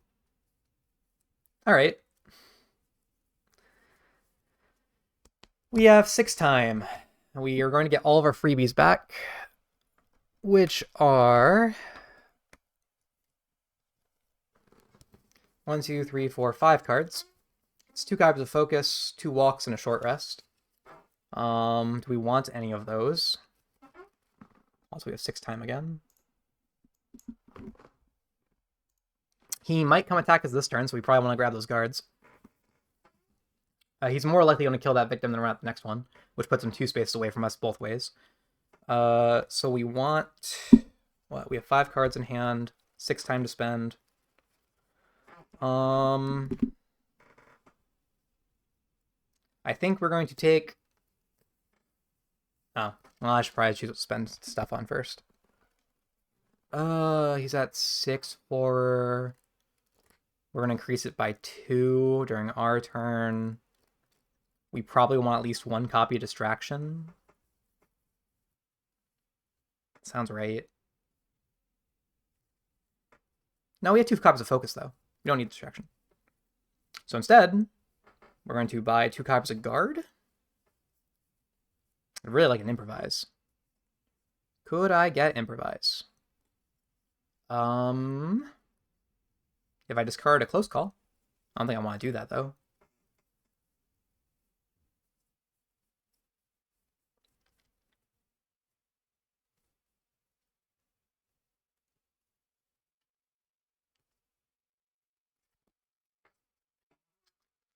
I think we buy Improvise for 3, which would leave us with 3 time. We're going to assume that he isn't going to attack us and instead kill that person, and then the next one.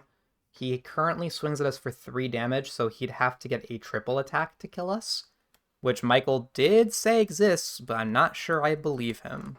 Though Michael is very knowledgeable about the game, so I probably should. But I'm going to work on my knowledge, which says that triple attacks are a lie. They don't exist. They're not real. So, I'm not afraid of the big bad wolf. So I'm instead going to say Improvise and a Distraction. Better believe it, buddy. Okay. So we have 5 cards in hand from last turn. We have 2 more that we're purchasing right now. That's 7, and which means I get 3 of my freebies, which has to be 2 copies of Walk and a Focus. Nah, I don't believe you, Michael. I ain't afraid of no big bad wolf. 2, 3, 4, 5, 6, 7, 8, 9, 10. Okay, so that puts us with all 3 attack cards in our hand. 2 copies of Close Call. Okay, all 3 attack cards, 2 copies of Close Call. The Improvise, the Distraction, and then Focus, Walk, Walk. And we're going to run with it. So his turn. He murders this victim. Panic adjacent victims. Joke's on you, there aren't any. Then he plays a terror card. which is it's snarled with red glowing eyes.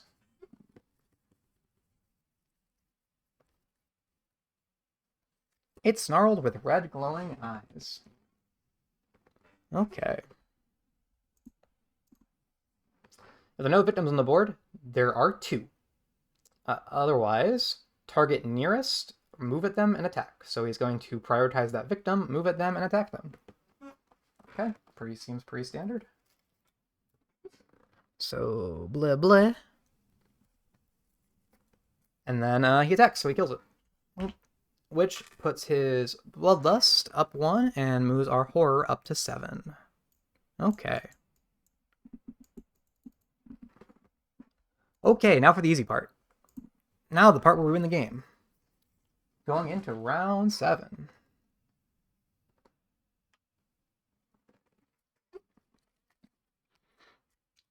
So we're going to play Focus. Rolling 1 whole die. Getting a... Wow, super lucky star.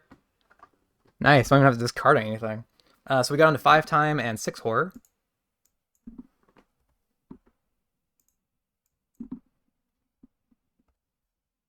Dope. Then we're going to play Improvise with our 2 dice. And we rolled a 1 and a 4, which is not very helpful. In fact, that's complete garbage. But taking the 0 means that we have to take a horror, which is the single worst thing that could happen to us at present. Oh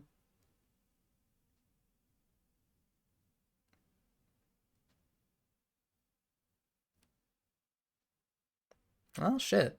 I really want to kill him this turn. I could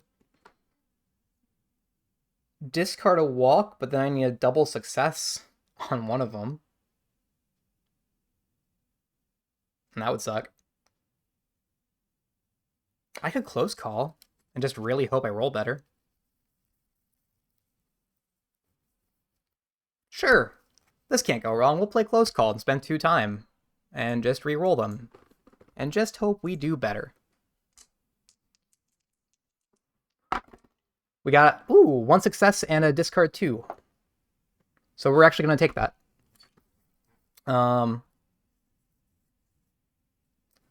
That means I have to discard a walk. Oh, or distraction. Walker distraction. Oh no.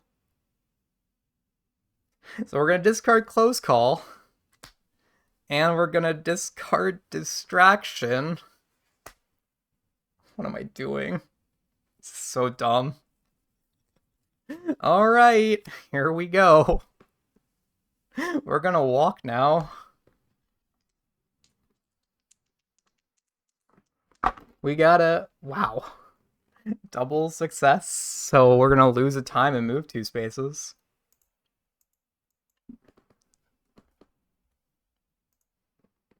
Boop boop. I'm bringing the gurney with me for the free damage. We're gonna go ahead and smack that gurney against Wolf for the free damage.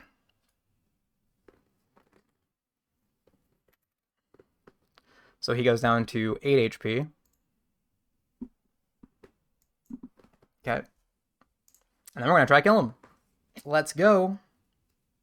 We are going to play a Furious Strike. So we're going to... Discarding Walk for time doesn't do anything, right? Yeah, because both close calls are in there. Okay. We're going to play Furious Strike. For 2. And we're going to use the Bone Saw. We got... Ooh! Double success because that one thing paid off. So he takes... We reduce Horror by 1. We increase it by 1 from Bone Saw, so we're still at 6. But he takes 1, 2, 3, 4 damage. So he goes down to 4. Cool.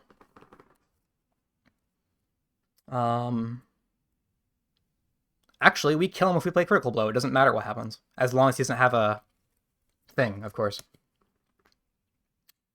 So we're going to do that. We're going to play Critical Blow. Before that, we're going to discard 2 cards for time. So we go up to 4 time. And then play Critical Blow.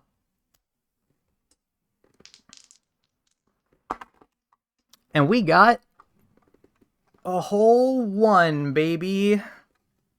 But we did roll a 4, which is all we really needed, and we didn't even take damage for it. So we reduce horror by 1. I forgot Critical Blow does that. I feel dumb. So it stays exactly where it is. And then we do 4 damage. Bonesaw is way better than I thought it was. In my head, it was always at like +1 horror whenever you use it. But the 2 attack cards both reduce horror. So the only one that actually matters for is your weak attack. Huh. Bonesaw is way better than I gave it credit for. I was already giving it a lot of credit because I thought it was really good. Huh. Neat. Well, in any case, so horror stays exactly where it is. Our turn is now over, but he takes 4 damage.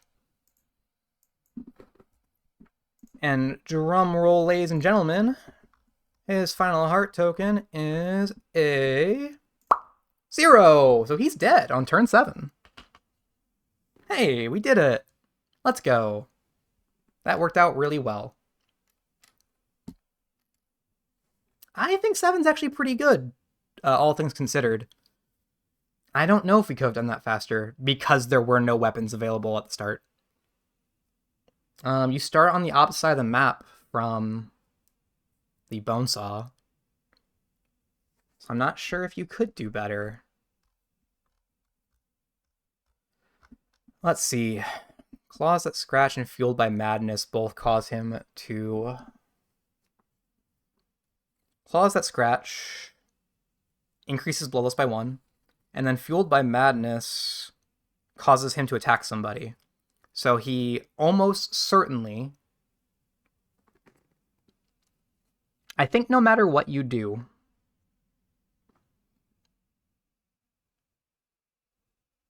Yeah, I think...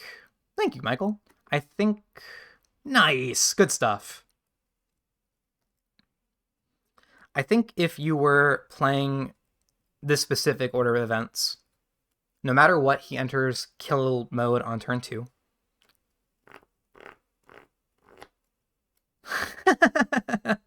Very nice, very nice. 4 successes is pretty hot. Heather would have really enjoyed that. But Veronica's not gonna sneeze at it either, so...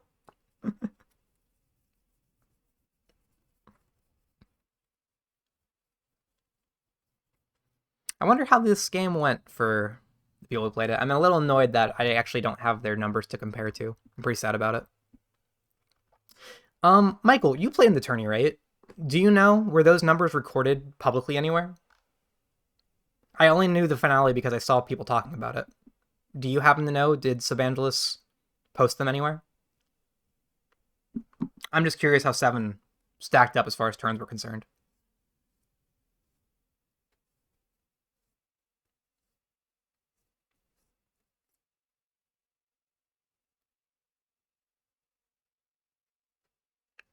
Poor Freight.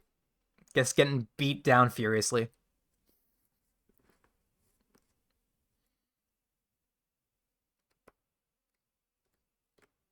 Okay, cool. I really don't want to bug Subangelis, though, for those. I'm sure Subangelis has a lot going on right now with running the tournament. Unless he recorded them somewhere easy, I guess. Which, they might have.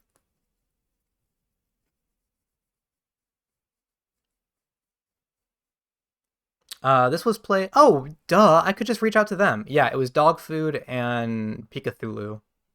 So I'll reach out to those two and ask. And also the last one. The one before that wouldn't have mattered because, you know, death on turn 3. But yeah, I can reach out to them. I'm sure they'd be willing to talk about it if they remember. Good call, Michael. Well, that was a lot of fun. I had a good time. And 2 out of 3 ain't bad. And I learned just how hard I'm allowed to push my luck. I think I'd still be okay if this turn went really badly. I still had 4 time to buy guards with. So, like, I think it would have been fine.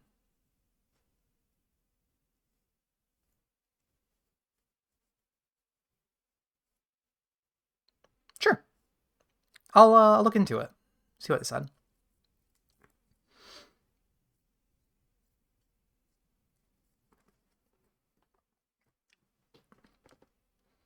That was a good time. All right. Well, for all of you who joined us tonight and weren't chatting, thanks for coming along. Thank you, Michael and Silent, for keeping me company. I had a good time. I hope you all had fun. I've certainly enjoyed playing, and I always enjoy talking about Final Girl. Yeah, but I was also distracting you, whereas I couldn't possibly be watching your game, so, you know, you can blame me.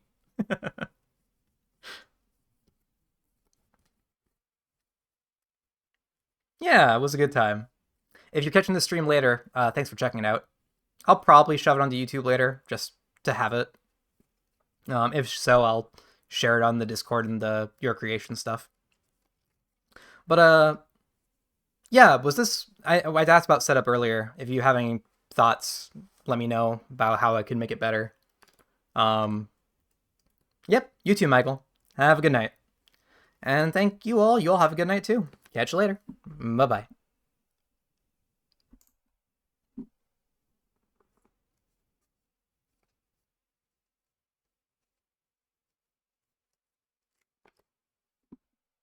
Okay, boyos.